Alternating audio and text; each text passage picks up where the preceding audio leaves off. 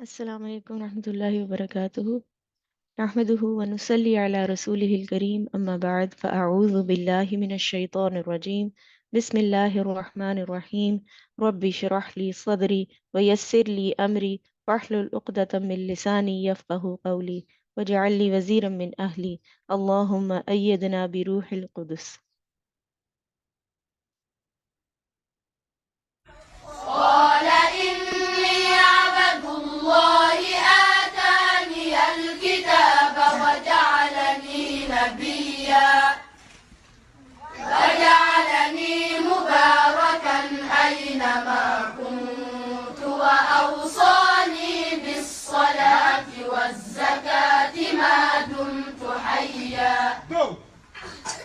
وبرا بوالدتي ولم يجعلني جبارا شقيا والسلام علي يوم ولدت ويوم أموت ويوم أبعث حيا ذلك عيسى بن مريم قول الحق الذي فيه يمترون ما كان لله أن يتخذ من ولد سبحانه إذا قضى أمرا فإنما يقول له كن فيكون.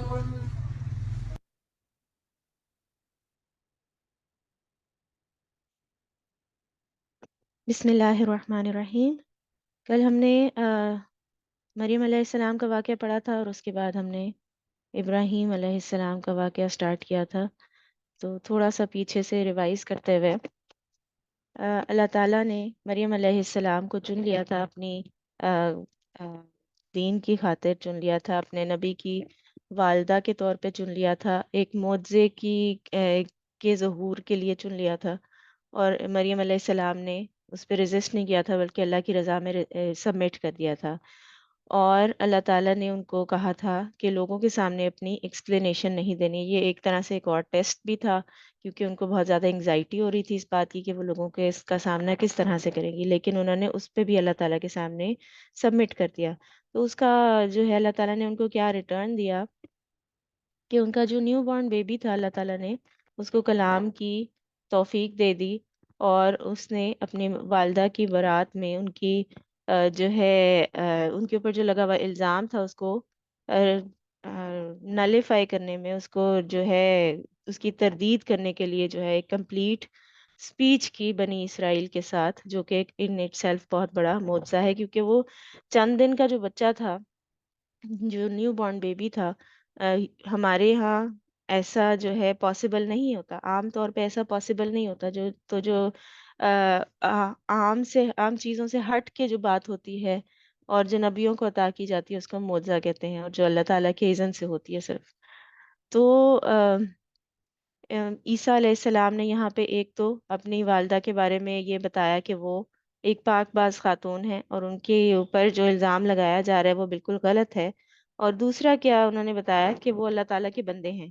تو انہوں نے دو چیزوں کی تردید کر دی، ایک تو اس عقیدے کی کہ عیسیٰ علیہ السلام جو ہے وہ ولد الزنا ہے، جو کہ نعوذ باللہ جو کہ یہود مانتے تھے، اور دوسری طرف عیسیٰ علیہ السلام اللہ تعالیٰ کے نعوذ باللہ بیٹے ہیں، جو کہ عیسائیوں کا عقیدہ تھا۔ تو ایک ہی بات میں دونوں عقیدوں کی، دونوں ایکسٹریمز کی تردید ہو گئی، بلکہ انہوں نے کیا کہا، قال انی عبد اللہ، میں اللہ کا بندہ ہوں۔ تو انہوں نے اپنی پوزیشن، اپنی جو حیثیت تھی اس کو بالکل واضح کر دیا۔ آتانی الکتاب وجعلنی نبیہ، اس نے مجھے کتاب دی اور مجھے نبی بنایا۔ عیسیٰ علیہ السلام کو اللہ تعالیٰ نے تورات دی تھی، انجیل دی تھی، سوری، عیسیٰ علیہ السلام کو اللہ تعالیٰ نے تورات کا علم دیا تھا، اور اس کے بعد اللہ تعالیٰ نے ان کے اوپر انجیل نازل کی تھی۔ اور وجعلنی مبارکا اینما کنت واوصانی بالصلاۃ والزکاۃ ما دمت حیا، میں جہاں کہیں بھی ہوں گا اللہ تعالیٰ اس جگہ کو مبارک بنا دیں گے۔ اور اس کے علاوہ کیا تھا، وبرا بوالدتی ولم یجعلنی جبارا شقیا، اور میں اپنی والدہ کا حق ادا کرنے والا ہوں اور مجھ کو جبار و شقی نہیں بنایا. یعنی کہ اس سے یہ بھی پتہ چلتا ہے کہ جو والدین کا حق ادا نہیں کرتا وہ ایکچولی اس کا انجام کیا ہوتا ہے کہ وہ نامراد اور ناکام ہو جاتا ہے. وہ جو ہے ڈس اپوائنٹمنٹس مل جاتی ہیں اس کو پھر دنیا کی زندگی میں بھی اور آخرت میں بھی اس کا مقدر بن جاتی ہیں. اور اگر وہ اپنی والدہ کا حق ادا کرنے والے ہیں تو اس کا مطلب کیا ہے کہ وہ ان دونوں میں شامل نہیں ہوئے. تو اگر ہم چاہتے ہیں کہ ہم دنیا میں اور آخرت میں جو ہے جبار اور شقی نہ ہوں تو ہمیں کیا چاہیے کہ اپنے والدین کا حق ادا کریں. اپنے والدین کا حق کس طرح سے ادا کرنا ہے؟ اپنی والدہ کا اور والد کا جو ہے اپنے ہر طرح سے خیال رکھنا ہے. اگر وہ زندہ ہیں تو ان کی ضرورتوں کا خیال رکھنا، ان کی خواہشات کا خیال رکھنا، ان کو ہرٹ نہ کرنا، کسی بھی طریقے سے ان کو خوش کرنا، اور ان کی ہر بات جو ہے ان کی بات کا آگے سے جواب اس طرح سے نہ دینا کہ وہ ہرٹ ہو. اور اگر وہ فوت ہو گئے ہوئے ہیں تو ان کے لیے روز کوئی نہ کوئی گفٹ بھیجتے رہنا. گفٹ کیسا بھیجیں گے؟ کہ ان کے لیے کوئی نیک عمل کر کے روز بھیجیں. جو نیک اولاد جو ہے جو اپنے والدین کے لیے دعا کرے اور اس نیک اعمال کرتی رہے وہ صدقہ جاریہ ہوتی ہے، تو ان کے لیے صدقہ جاریہ بن جائے. تو یہ وہ سارے طریقے ہیں جس سے ہم کوشش کر سکتے ہیں کہ ہم اپنے والدین کا حق ادا کر دیں. والسلام علی یوم ولدت و یوم اموت و یوم ابعث حیا. 3 مواقع ہیں جب اللہ تعالیٰ نے ان کے اوپر سلامتی بھیجی ہے کہ جب وہ پیدا ہوئے، جب وہ وفات پائیں گے، اور جب وہ اٹھا کر کھڑے کیے جائیں گے قیامت کے دن. تو یہ کس کی ڈسکرپشن دی جا رہی تھی؟ ذالک عیسی ابن مریم قول الحق الذی فیہ یمترون. یہ ان عیسیٰ ابن مریم کے بارے میں سچی بات ہے جس میں لوگ شک کر رہے ہیں. اللہ تعالیٰ کا یہ کام نہیں ہے کہ وہ کسی کو بیٹا بنائے. وہ پاک ذات ہے. جب وہ کسی بات کا فیصلہ کرتا ہے تو وہ کہتا ہے ہو جا، اور بس وہ ہو جاتی ہے. اور بے شک اللہ تعالیٰ اور عیسیٰ علیہ السلام نے کہا تھا کہ اللہ تعالیٰ میرا رب بھی ہے اور تمہارا رب بھی ہے، بس تم اسی کی بندگی کرو، یہی سیدھی راہ ہے. تو یہاں پہ اگین اس عقیدے کی تردید ہوتی ہے کہ عیسیٰ علیہ السلام جو ہیں وہ اللہ تعالیٰ کے بیٹے ہیں. انہوں نے کہا کہ وہ میرا رب بھی ہے اور تمہارا رب بھی ہے، یعنی کہ انہوں نے اپنے آپ کو عام انسانوں کے ساتھ ہی پلیس کیا کہ وہ کوئی اسپیشل جو ہے ان کی ہائرارکی نہیں ہے. بے شک وہ اللہ کے نبی ہیں اور باقی انسانوں میں ان کا درجہ بلند ہے، لیکن وہ ہیں وہ انسان ہی اور اللہ تعالیٰ کی اولاد نہیں ہے. تو انہوں نے اس بات کی تردید اگین کی. مگر پھر مختلف گروہ باہم اختلاف کرنے لگے. سو جن لوگوں نے کفر کیا ان کے لیے وہ وقت بڑی تباہی کا ہوگا جب وہ ایک بڑا دن دیکھیں گے. جب وہ ہمارے سامنے حاضر ہوں گے تو ان کے کان بھی خوب سن رہے ہوں گے، ان کی آنکھیں بھی خوب دیکھتی ہوں گی، مگر آج یہ ظالم کھلی گمراہی میں مبتلا ہیں. اے نبی صلی اللہ علیہ وآلہ وسلم، اس حالت میں جبکہ یہ لوگ غافل ہیں اور ایمان نہیں لا رہے ہیں، انہیں اس دن سے ڈراؤ جب فیصلہ کر دیا جائے گا اور پچھتاوے کے سوا کوئی چارہ کار نہ ہوگا. آخر کار ہم ہی زمین اور اس کی ساری چیزوں کے وارث ہوں گے اور سب ہماری طرف ہی پلٹائے جائیں گے. تو قیامت کے دن کو اللہ تعالیٰ نے یوم الحسرہ کہا ہے. حسرت کیا ہوتی ہے؟ ریگریٹس کیا ہوتے ہیں؟ کہ ہم نے کسی چیز کا جو ہے موقع گنوا دیا. کوئی کام ہم کر سکتے تھے، کوئی چیز ہمیں مل سکتی تھی لیکن وہ نہیں ملی، مس ہو گئی. کچھ جو ہے ایسا ہماری زندگی میں کمی رہ گئی جو کہ ہو سکتا تھا ہمارے پاس. ہمیں ایسے لگتا تھا کہ وہ ہمارے پاس ہمارے لیے پاسبل ہو سکتا تھا لیکن وہ مس ہو گیا. تو رسول اللہ صلی اللہ علیہ وآلہ وسلم نے فرمایا جو لوگ کسی جگہ پر مجلس کریں لیکن اس میں اللہ کا ذکر نہ کریں وہ ان کے لیے قیامت کے دن باعث حسرت ہوگی. اور جو آدمی کسی راستے پر چلتے ہوئے اللہ کا ذکر نہ کرے وہ چلنا بھی قیامت کے دن اس کے لیے باعث حسرت ہوگا. اور جو آدمی اپنے بستر پر آئے لیکن اللہ کا ذکر نہ کرے وہ بھی اس کے لیے باعث حسرت ہوگا. تو اپنے سارے کام جو دن رات کے کام ہیں، آپ کی روٹین ہے، اس کے اندر کیا کرنا ہے؟ اللہ تعالیٰ کے ذکر کو شامل کرنا ہے.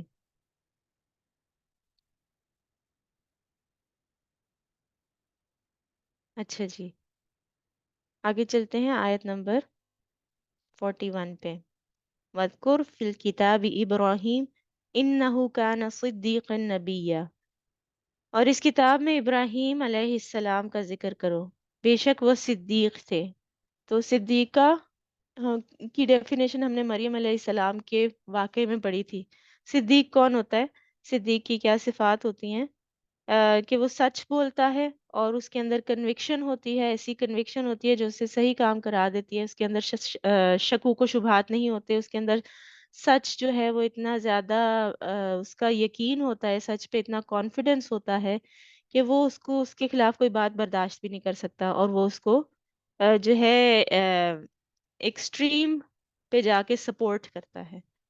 तो कुछ जो है सिद्दीकीन की क्वालिटीज कुछ हमें अहादीस से भी मिलती हैं। रसूल अल्लाह सल्लल्लाहु अलैहि वसल्लम ने फरमाया सिद्दीक के लिए मुनासिब नहीं है कि वो लानत करने वाला हो।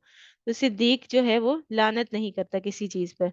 सिद्दीक जो वो होता है जो मुसलसल सच की बिना पर अल्लाह के यहाँ सच्चा लिखा जाता है। नबी सल्लल्लाहु अलैहि वसल्लम ने फरमाया बिलाशुबा सच आदमी को नेकी की तरफ बुलाता है और नेकी जन्नत की तरफ ले जाती है।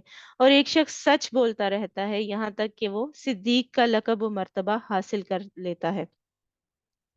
एक सहाबी नबी सल्लल्लाहु अलैहि वसल्लम के पास आए और कहने लगे, ऐ अल्लाह के रसूल, मैं आपसे बहुत मोहब्बत करता हूँ। जब तक मैं आपके साथ होता हूँ मेरा दिल खुश रहता है। घर जाता हूँ फिर मुझे आपकी याद सताती है। फिर मैं सोचता हूँ एक दिन ऐसा आएगा जब दुनिया में आप भी नहीं होंगे, मैं भी नहीं होऊंगा, और कयामत के दिन आपके दर्जे और मर्तबे तो बहुत ऊंचे होंगे, मेरा क्या बनेगा? मैं तो इतना नेक नहीं हूँ, मेरे पास तो वो अमाल नहीं है जो आपके पास है, तो मुझे आपका साथ कैसे नसीब होगा? तो इस पर यह आयत उतरी, जो लोग अल्लाह और उसके रसूल की अताअत करेंगे, वमन युति अल्लाह व रसूल फउलाइका मअल्लज़ीना अनअम अल्लाहु अलैहिम मिनन नबिय्यीन वस्सिद्दीकीन वश्शुहदा वस्सालिहीन व हुस्न उलाइका रफीका। कि जो अल्लाह और रसूल की इताअत करेंगे वो क़यामत के दिन इन लोगों के साथ होंगे, जो नबी होंगे, सिद्दीक होंगे, शहीद और सालिहीन होंगे। तो अक्सर औकात हम किसी भी काम को जो है, जो हमारा दिल नहीं मान रहा होता, हमारा नफ्स जो है उससे डिनाई कर रहा होता है, नहीं ये हमारा दिल मान रहा होता है कि इतनी सख्ती में खुद को डालें या हम कोई काम ऐसा करें जो हमारी तबीयत के खिलाफ जाता है। तो हम क्या कहते हैं कि वो तो नबी थे, वो तो सहाबी थे, और वो फलाना का तो दर्जा ही बहुत बुलंद था। जब हम बहुत बुलंद कर देते हैं ना दर्जों को दूसरों के, तो हम क्या करते हैं, अपने लिए उस काम को इम्पॉसिबल कर लेते हैं जिसको हमें फॉलो करना है। जो बच्चे होते हैं वो पेरेंट्स के फुटस्टेप्स को फॉलो करते हैं, आपको जो करते हुए देखते हैं वही फॉलो करने लग जाते हैं।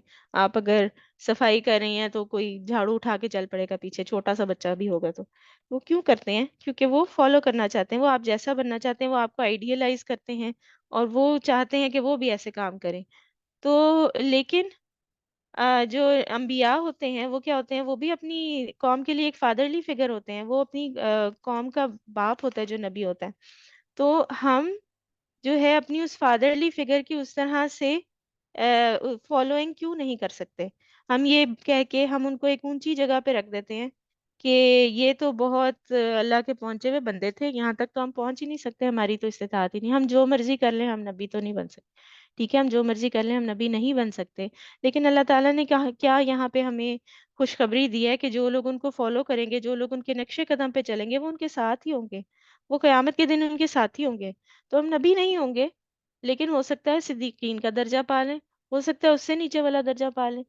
कोशिश तो करनी चाहिए ना। हम दुनिया में कितनी कोशिश करते हैं कि हमारी जो क्लास है वो बदल जाए, हमारे हम अपर क्लास में चले जाएं, हमारे पास जो है हमारा रहन सहन बेहतर हो जाए, हमारी जो है लिविंग जो है वो स्टाइलिश हो जाए। तो हम इन सारी चीज़ों के लिए कोशिश करते हैं। तो हम कयामत के दिन जो रैंक्स हैं उनमें कोशिश क्यों नहीं करते? कयामत के दिन जो रैंक्स होंगे उनमें तो वाज़ेह फ़र्क नज़र आएगा उस दिन, और उस दिन हसरत होगी फिर। जो यौमुल हसरा है वो सिर्फ़ नाफ़रमान और बदकार लोगों के लिए नहीं होगा कि जो जाके वहाँ पे सोचेंगे कि हाय हम कोई नेकी कर लेते, हाय हम ईमान ले आते। सिर्फ़ वो हसरत नहीं होगी, इस बात की भी हसरत होगी कि काश मैं थोड़ी-सी कोशिश और कर लेता तो मेरा एक जो है रैंक जो है वो ऊपर हो जाता, मेरी जो जन्नत है वो अपग्रेड हो जाती थोड़ी-सी। जो अगला दर्जा है जन्नत का, बस मैं थोड़े से फ़र्क से उससे रह गया, मैं दूसरे लेवल पे आ गया। तो इस तरह की छोटी-छोटी चीज़ों की हसरतें होंगी उस दिन। तो अपने आप को इस हसरत से बचाने का क्या तरीका है कि जो अटमोस्ट कोशिश है हम वो दुनिया में कर लें। कोई भी छोटा बड़ा नेकी का मौका जो है वो ना जाने दें। जहाँ पे जो है हम हमारा दिल हमें कहता है कि हम झूठ बोल लें, आसान रास्ता इख्तियार कर लें और सच बोलना हमें मुश्किल लग रहा होता है, वहां पे सच बोलें।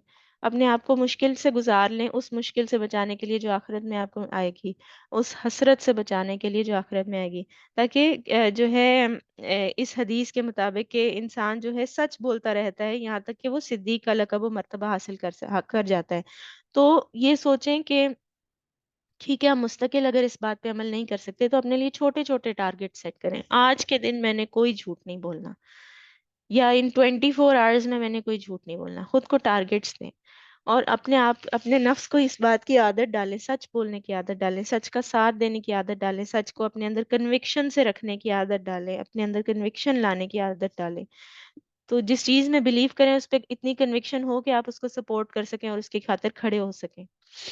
तो इब्राहीम अलैहिस्सलाम एक ऐसी ही पर्सनालिटी थे। वज़कुर फिल किताब इब्राहीम इन्नहु कान सिद्दीक़न नबिय्या। अल्लाह ताला उनको सच्चा कह रहे हैं, जिस बंदे की गवाही अल्लाह ताला दे रहे हैं कि वो सच्चे थे, वो कितने सच्चे होंगे। इन्हें जरा इस मौके की याद दिलाओ जब इन्होंने अपने बाप से कहा था कि अब्बा जान, क्यों आप उन चीजों की इबादत करते हैं जो ना सुनती हैं, ना देखती हैं और ना आपका कोई काम करती हैं। तो उन्होंने क्या कहा, एक तो इज़ कॉल अली अबी ही, अपने वालिद से उन्होंने कहा या अबती, ए मेरे प्यारे अब्बा जान, बहुत प्यार से बुलाया उन्होंने। तो जब आप अपने पेरेंट्स को किसी बात के बारे में तंबी भी करें या फिर किसी बात के बारे में आप इनको कह रहे हैं कि ये आपने कुछ गलत किया, आप पॉइंट आउट करें आप कुछ गलत करें, तो भी आपका जो रिस्पेक्ट का लेवल है वो खराब नहीं होना चाहिए। आप वो उस वक्त भी आपके पेरेंट्स हैं, आप उस वक्त भी उनकी औलाद हैं। तो जब छोटा बड़े को कुछ कहता है तो वो रिक्वेस्ट ही होती है, तो आपको रिक्वेस्ट के अंदाज नहीं कहना चाहिए। तो जब पेरेंट्स को तबलीग करनी हो तो ये अंदाज इख्तियार करें, बहुत ही खूबसूरत अंदाज है। लेकिन बाज़ औक़ात जो है आपको पता होता है कि आपके वालिदैन कुरान के खिलाफ काम कर रहे हैं, दीन के खिलाफ काम कर रहे हैं। ज़रूरी नहीं है कि वो बिल्कुल ही मुशरिक हो या काफिर हों, लेकिन क्या है कि हमारे माशरे में जो अपब्रिंगिंग हुई होती है, लोगों की टिपिकल तरीकों पे जो अपब्रिंगिंग होती है उसमें बहुत दफ़ा कुरान की तालीम का अमल दखल उस तरह से नहीं होता, या बहुत ज़्यादा बिदात जो है वो उसके अंदर शामिल हो गई होती हैं। तो आपको एक पता है कि वो एक ऐसे काम, वो कुछ ऐसा काम कर रहे हैं कि जो जो शरीयत में अलाउड नहीं है, जो बिदत है या जो वैसे अलाउड नहीं है, या जो गलत है, आप उनको उससे रोकना चाह रहे हैं। अब आपको समझ नहीं आ रही कि इनको कैसे समझाएं, तो आप ये देखें कि इब्राहीम अलैहिस्सलाम ने कैसे समझाया। उन्होंने कहा या अबती, ए मेरे प्यारे अब्बा जान। अभी या जो भी प्यार का लफ्ज या लकब आप इस्तेमाल करते हैं, और फिर ये नहीं कि आप ये करें और ये ना करें, इनको हुक्म नहीं देना। आपने माँ बाप को हुक्म नहीं देते। माँ बाप के साथ कैसा करते हैं, सवाल करते हैं कि आप ऐसा क्यों कर रहे हैं। तो एक तरीका ये होता है कि आप साफ साफ कह दें, आप अगले को खुद फैसला करके बता दें कि तुमने ये करना है और तुमने ये नहीं करना। ठीक है, ये एक गाइड करने का तरीका ये होता है। और एक गाइड करने का ये तरीका ये होता है कि आप उसकी चॉइसेस को क्वेश्चन करें, बहुत पोलाइटली क्वेश्चन करें कि आप ऐसा क्यों कर रहे हैं।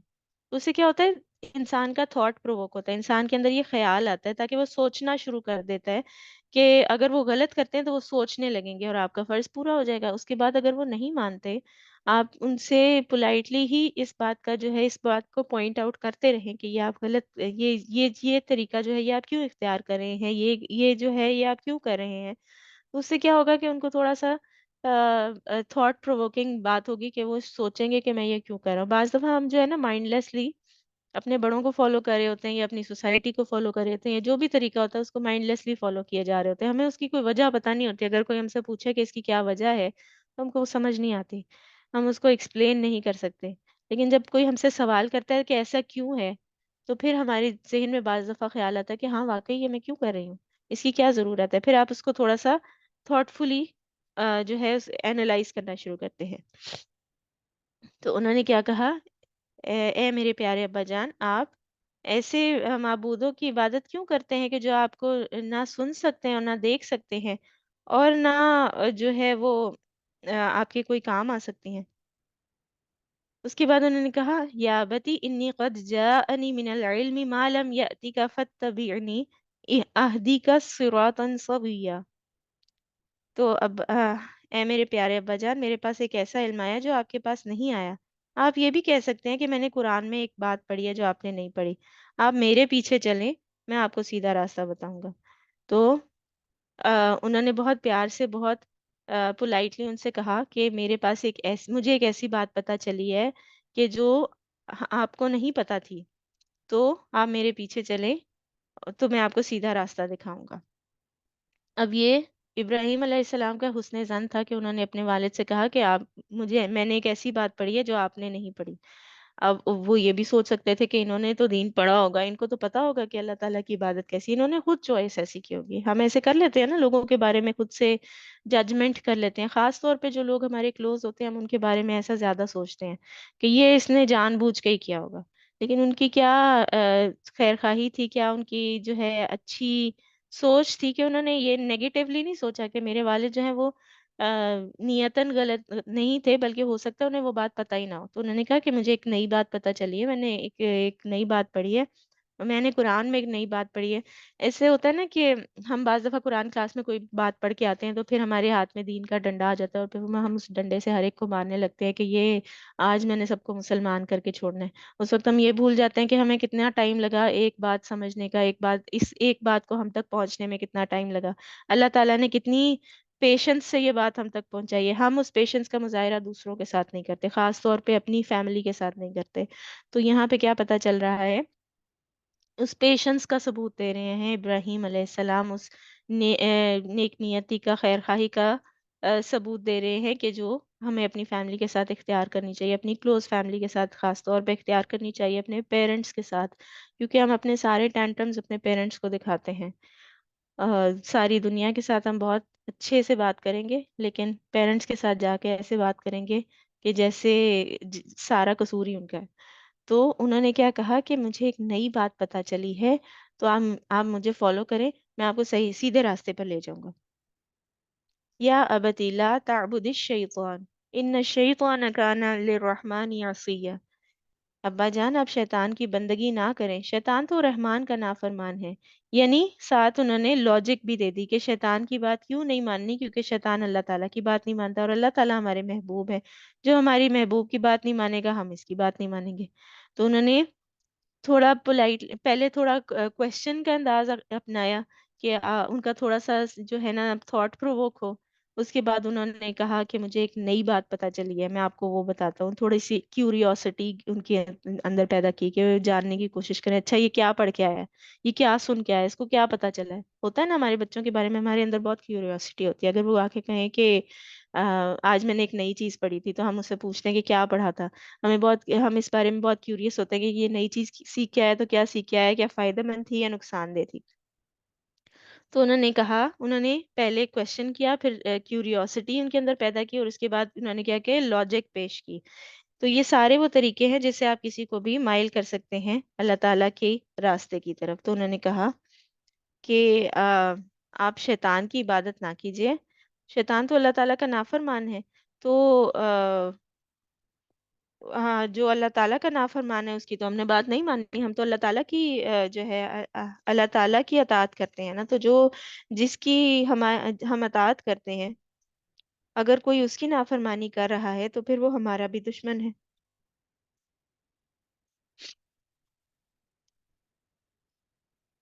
یا ابتی انی اخاف ان یمسک عذاب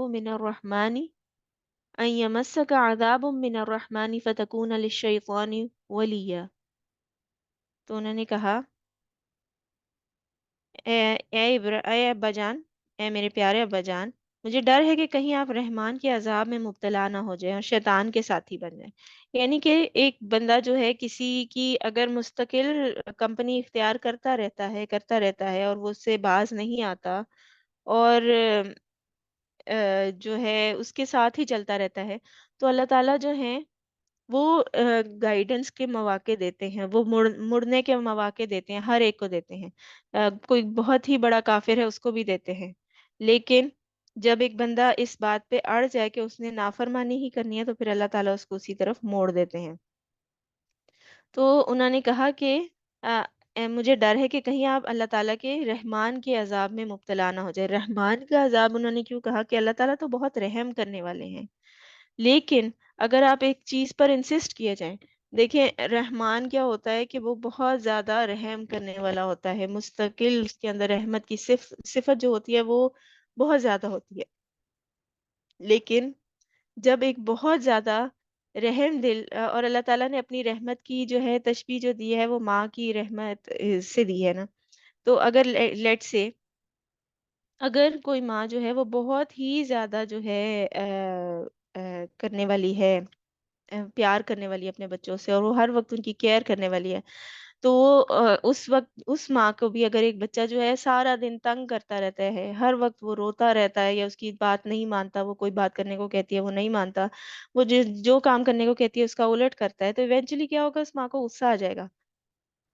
تو اللہ تعالیٰ نے اپنی رحمت کی مثال دی ہے 70 ماؤں کے برابر، لیکن اگر آپ اللہ تعالیٰ کی بات پھر بھی نہیں مانے، اگر آپ اپنا حق سمجھ لیں کہ آپ کے اوپر تو سارا کچھ جو ہے وہ معاف ہی ہے اور آپ جو ہے بڑے فیورٹ ہیں اللہ تعالیٰ کے، تو ایونچولی کیا ہوگا؟ آپ اپنے آپ کو عذاب کا مستحق کر ہی لیں گے۔ اور اگر آپ جو ہے اور کوئی بات نہ بھی سوچیں تو یہ سزا ضرور یہ سزا بہت ہی کافی ہے کہ اگر شیطان کی ہی اطاعت کرتے رہے تو کبھی ہدایت نصیب نہ ہوگی، پھر ہمیشہ کے لیے شیطان کے ساتھی بن جائیں گے، اور قیامت کے دن جو دنیا میں ساتھی ہوں گے وہ ان کے ہی گروپس بنا دیے جائیں گے، کیونکہ وہ جو دنیا میں ساتھی ہوں گے وہ مل کے ایک ہی جیسے کام کرتے رہے ہوں گے، تو ایک ہی جیسے کام کرنے والے ایک ہی جیسے انجام سے دو چار ہوں گے، تو یہ بہت بڑی جو ہے بدبختی ہوگی۔ ان کے والد نے اس کے بعد جواب کیا دیا؟ اس ساری بہت ہی پولائٹ اور بہت ہی ریسپیکٹفل سپیچ کے بعد جو ہے ان کے باپ نے کیا کہا؟ ابراہیم کیا تو میرے معبودوں سے پھر گیا ہے؟ اگر تو باز نہ آیا تو میں تجھے سنسار کر دوں گا، آگے سے اتنی زبردست ڈانٹ پڑی اور تجھے پتھر مار کے ہلاک کر دوں گا، بس تم ہمیشہ کے لیے مجھ سے الگ ہو جاؤ، نکل جاؤ یہاں سے۔ آپ تو ابراہیم علیہ السلام نے جو ہے اپنے والد کو اتنی رسپیکٹفلی اور اتنے پیار سے ایڈریس کیا، اور پتہ چل رہا تھا کہ وہ اپنے والد سے بہت زیادہ پیار کرتے ہیں، لیکن ان کا جو باپ تھا ان کو اس کو جو ہے اس بات پہ غصہ آ گیا، اور انہوں نے آگے سے بہت ہی زیادہ بری طریقے سے ان سے بات کی، اور ان کو کہا کہ میں تمہیں اگر تم اس بات سے باز نہیں آؤ گے تو میں تمہیں اپنے گھر سے میں تمہیں پتھر مار کے ہلاک کر دوں گا، اب تم نکل جاؤ، میری نظروں سے دور ہو جاؤ، اور ان کو بالکل اپنے گھر سے نکال دیا، اپنی بستی سے نکل جانے کو کہہ دیا۔ تو ہمارے ساتھ ہمارے گھر والے ایسے تو نہیں کرتے نا؟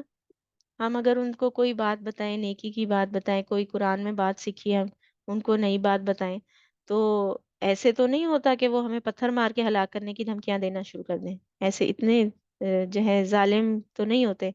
تو ہم جو ہیں اپنے گھر والوں کو کتنی باتیں بتاتے ہیں، ان میں سے جو ہم سیکھتے ہیں دین کی، اور کس طریقے سے بتاتے ہیں؟ کیا ہمارے ہاتھ میں ڈنڈا ہوتا ہے، یا ہم اس طرح سے پیار سے بات کرتے ہیں جس طرح ابراہیم علیہ السلام نے خیر خواہی سے محبت سے اپنے والد سے بات کی تھی؟ تو ہم اس بات پہ غور کرنے کی ضرورت ہے کہ ہم کیا جنت صرف اپنے لیے جمع کر رہے ہیں یا اپنے پیاروں کے لیے بھی جمع کر رہے ہیں؟ کیا ان کو بھی راہ راست پر لانے کا کوئی انتظام کر رہے ہیں؟ کیا اپنے پیرنٹس کے بارے میں، اپنے بچوں کے بارے میں، اپنے اسپاؤسز کے بارے میں، بہن بھائیوں کے بارے میں کیا ہم اتنے ہی فکر مند ہیں کہ ان کو بھی اللہ تعالیٰ جنت میں لے کے جائیں، ہمارے ساتھ جنت میں اکٹھا کریں؟ ہم یہاں پہ فیملی ہیں تو ہم وہاں پہ بھی فیملی گیدرنگ کریں، تو کتنی تیاری کر رہے ہیں اس کی، اور اس کے لیے کیا طریقہ اختیار کر رہے ہیں؟ کیا ہم جب ان سے ملتے ہیں تو اتنی بری طرح سے ان کو ان کے سارے اعمال گنواتے ہیں کہ یہ کچھ تم کر رہے ہو، تم تو کافر ہو گئے ہو، تو وہ آگے سے آئندہ سے ہم سے ملنے سے ہی جو ہے کترانے لگے؟ یا ہم ان سے اتنے پیار سے بات کرتے ہیں کہ ان کو فیل ہوتا ہے کہ جب وہ ہم سے بات کرتے ہیں تو وہ اللہ تعالیٰ سے جڑ جاتے ہیں، اور ان کو اچھا لگتا ہے ہم سے بات کرنا، اور ان کو اچھا لگتا ہے ہماری باتیں سننا، اور وہ جو ہیں اپنی پرابلمز لے کے ہمارے پاس آنا شروع ہو جائے؟ ہم نے اپنے گھر والوں کے ساتھ، اپنی فیملی کے ساتھ، اپنی امیڈیٹ فیملی کے ساتھ کیسا رویہ رکھا ہوا ہے، اس چیز کو اینالائز کرنے کی ضرورت ہے۔ اس سب کے جواب میں جو دھمکیاں دیں ابراہیم علیہ السلام کے باپ نے، ان کو جو کچھ کہا، ان کو گھر سے نکال دیا، گھر سے نکل جانے کو کہہ دیا، ان کو دھمکی دی کہ میں تمہیں قتل کر دوں گا، ان سے کہا کہ میرے معبودوں کے بارے میں ایسی باتیں نہ کرو، اور میں مجھ سے نکل جاؤ یہاں سے، اور بری بھری ہر طرح کی بات کہی۔ اس کے جواب میں ابراہیم علیہ السلام نے کیا کہا؟ قال السلام علیک سأستغفر سأستغفر لك ربی انه كان بی حفیہ۔ ابراہیم علیہ السلام نے کہا سلام ہے آپ کو، میں اپنے رب سے دعا کروں گا کہ آپ کو معاف کر دیں۔ تو اللہ اکبر، باپ کیا کر رہا ہے اور بیٹا کیا کر رہا ہے؟ باپ نے جو ہے اتنی برے طریقے سے جو ہے ام، ڈانٹ کے اور گھر سے نکل جانے کی جو ہے ان کو تنبیہ کی، اور ان کو یہ بھی دھمکی دی کہ اگر تم بولتے رہے تو میں تمہیں پتھر مار کے ہلاک کر دوں گا، میں تمہیں سنسار کر دوں گا۔ تو بعض دفعہ ایسے ہوتا ہے کہ بعض والدین جو ہوتے ہیں وہ بہت برے طریقے سے ڈانٹ دیتے ہیں بچوں کو، لیکن جو اچھے بچے ہوتے ہیں وہ کیا ہوتے ہیں، ماں باپ ڈانٹیں کچھ بھی کریں پھر بھی ان کا جو ادب ہوتا ہے اس کو وہ نہیں بھولتے، وہ یہ اپنی جو جگہ ہے اس کو نہیں بھولتے، وہ آگے سے شاؤٹ نہیں کرتے، بدتمیزی نہیں کرتے، جواب نہیں دیتے، بد اخلاقی نہیں کرتے۔ انہوں نے کیا کہا؟ میں آپ کے لیے دعا کروں گا، میرا رب مجھ پہ بڑا ہی مہربان ہے، اور میں اس سے دعا کروں گا آپ کی مغفرت کی، میں دعا کروں گا آپ کے لیے کہ اللہ تعالیٰ آپ کو معاف کر دے۔ تو اتنی خیر خواہی کہ باپ جو ہے وہ آگے سے دھمکیاں دے رہا ہے، گھر سے نکل جانے کو کہہ رہا ہے، اور وہ آگے سے ان کو کہہ رہے ہیں کہ میں آپ کے لیے دعا کروں گا۔ کیا ہمارے اندر ہماری فیملی کے بارے میں، ہمارے پیرنٹس کے بارے میں، ہمارے بچوں کے بارے میں، اسپاؤسز کے بارے میں، کسی بھی اور قریبی رشتہ دار کے بارے میں ایسی خیر خواہی ہے کہ وہ ہمیں گالیاں دیں یا ہمیں برا بھلا کہیں؟ ہم اللہ تعالیٰ سے ان کی مغفرت کا، ان کو معاف کر دینے کا سوال کریں؟ ہم تو گراج پال کے بیٹھ جاتے ہیں، ہم تو اس کو چھوڑتے ہی نہیں ہے، جو کہ یہ جو ہے میرے ساتھ اس نے اتنا برا کر دیا، اب تو میں نے اس سے بات ہی نہیں کرنی۔ اس کے بعد کیا ہوا کہ ابراہیم علیہ السلام نے ان پر سلام بھیجا اور ان کو ان کے لیے بخشش کی دعا کا وعدہ کیا، اور انہوں نے کہا کہ میں آپ لوگوں کو بھی چھوڑے جا رہا ہوں، اور ان کو بھی جنہیں آپ اللہ کے سوا پکارتے ہیں، اور میں تو اپنے رب کو ہی پکاروں گا، مجھے امید ہے کہ میں اپنے رب کو پکار کر محروم نہ رہوں گا۔ یہ بات اور کس نے کہی تھی؟ الا اکون بدعاء ربی شقیہ، مجھے امید ہے کہ میں اپنے رب کو پکار کے جو ہے نامراد نہیں رہوں گا۔ یہ بات شروع میں زکریا علیہ السلام کی دعا میں آتی ہے، وَلَمْ أَكُمْ بِدُعَائِكَ رَبِّ شَقِيًّا۔ تو پیغمبروں کا کیا طریقہ ہوتا ہے کہ وہ جب دعا کرتے ہیں تو اللہ تعالیٰ سے اچھی امید رکھتے ہیں، قبولیت کا پکا یقین رکھتے ہیں، یہ امید رکھتے ہیں کہ اللہ تعالیٰ مجھے ڈس اپوائنٹ نہیں کریں گے، اور یعنی کہ وہ ان کو بہت پکی امید تھی اللہ تعالیٰ سے کہ اللہ تعالیٰ ان کو ڈس اپوائنٹ نہیں کریں گے۔ انہوں نے دعا کیا مانگنی تھی؟ انہوں نے اپنے والد کی مغفرت کی، ان کو ان کی معاف کر دینے کی دعا، ان کے سیدھے راستے پہ آنے کی دعا، اور پھر کیونکہ وہ وہاں سے چھوڑ کے جا رہے تھے تو آبویسلی وہ بے سر و سامان اور بے آسرا ہو کے جا رہے تھے، تو اس وقت ان کو جس جس چیز کی بھی ضرورت تھی اس بارے میں وہ دعا کرنا چاہتے تھے، اور اس کے بارے میں وہ کیا تھے؟ بہت زیادہ ہوپ فل تھے کہ اللہ تعالیٰ ان کو ڈس اپوائنٹ نہیں کریں گے۔ رسول اللہ صلی اللہ علیہ وآلہ وسلم نے فرمایا اللہ تعالیٰ سے اس حال میں دعا کرو کہ تمہیں قبولیت کا پکا یقین ہو۔ پھر نبی صلی اللہ علیہ وآلہ وسلم نے فرمایا کوئی شخص اس طرح دعا نہ کرے کہ اللہ اگر تو چاہے تو میری مغفرت کر، اور اگر تو چاہے تو مجھ پر رحم کر، اور اگر تو چاہے تو مجھے روزی دے، بلکہ پختگی کے ساتھ سوال کرنا چاہیے، کیونکہ اللہ جو چاہتا ہے کرتا ہے، کوئی اس پر جبر کرنے والا نہیں ہے۔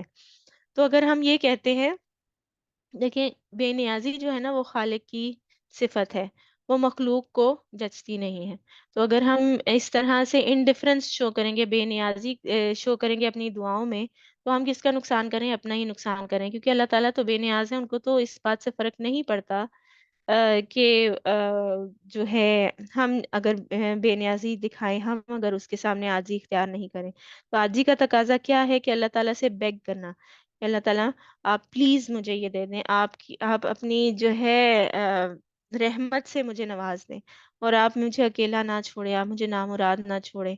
تو یہ جو ساری طرز بیان ہے یہ مخلوق کو سوٹ کرتا ہے، مخلوق کو یہ سوٹ نہیں کرتا کہ اللہ تعالیٰ اگر آپ کا دل چاہے تو دے دیں، اگر آپ کا دل چاہے تو نہ دیں۔ ہم بے نیاز تو نہیں ہو سکتے نا، جو چیز ہمیں ڈیسپریٹلی چاہیے ہم اس کو ایسے کیسے مانگ سکتے ہیں؟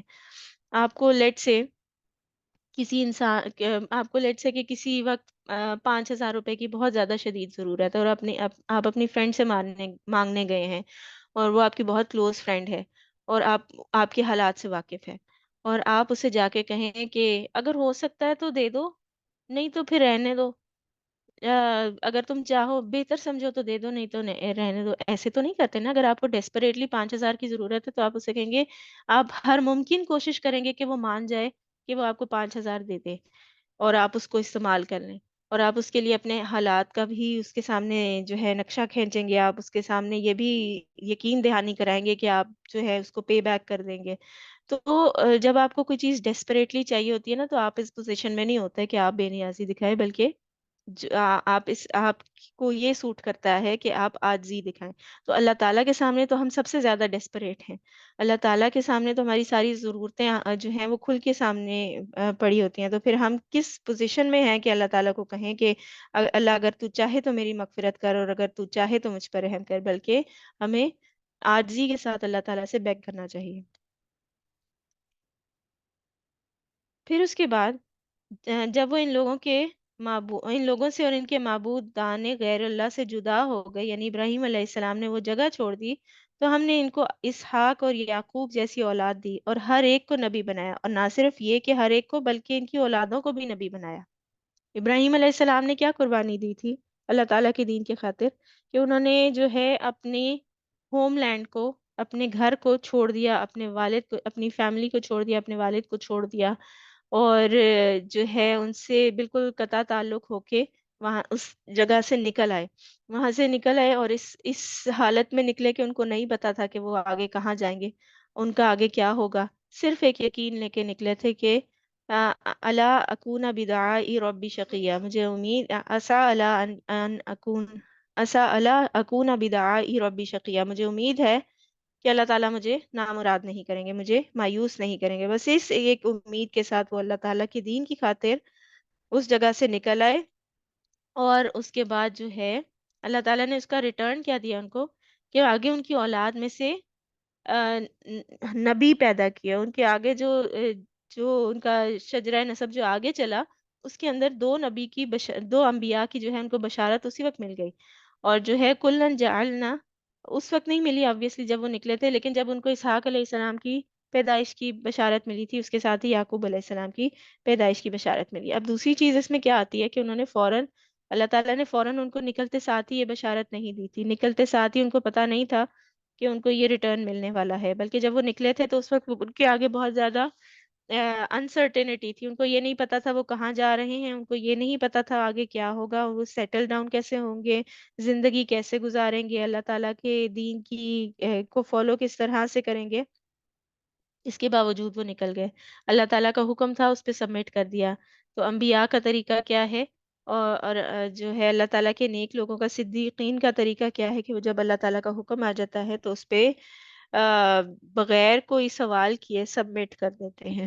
وہاں سے نکل آئے کیونکہ وہاں پہ دین کو خطرہ تھا، اور آگے کا جو ہے اللہ تعالیٰ کے اوپر پکا جو ہے نا ان کا بلیف تھا، فیتھ تھا کہ اللہ تعالیٰ ان کو اکیلا نہیں چھوڑیں گے.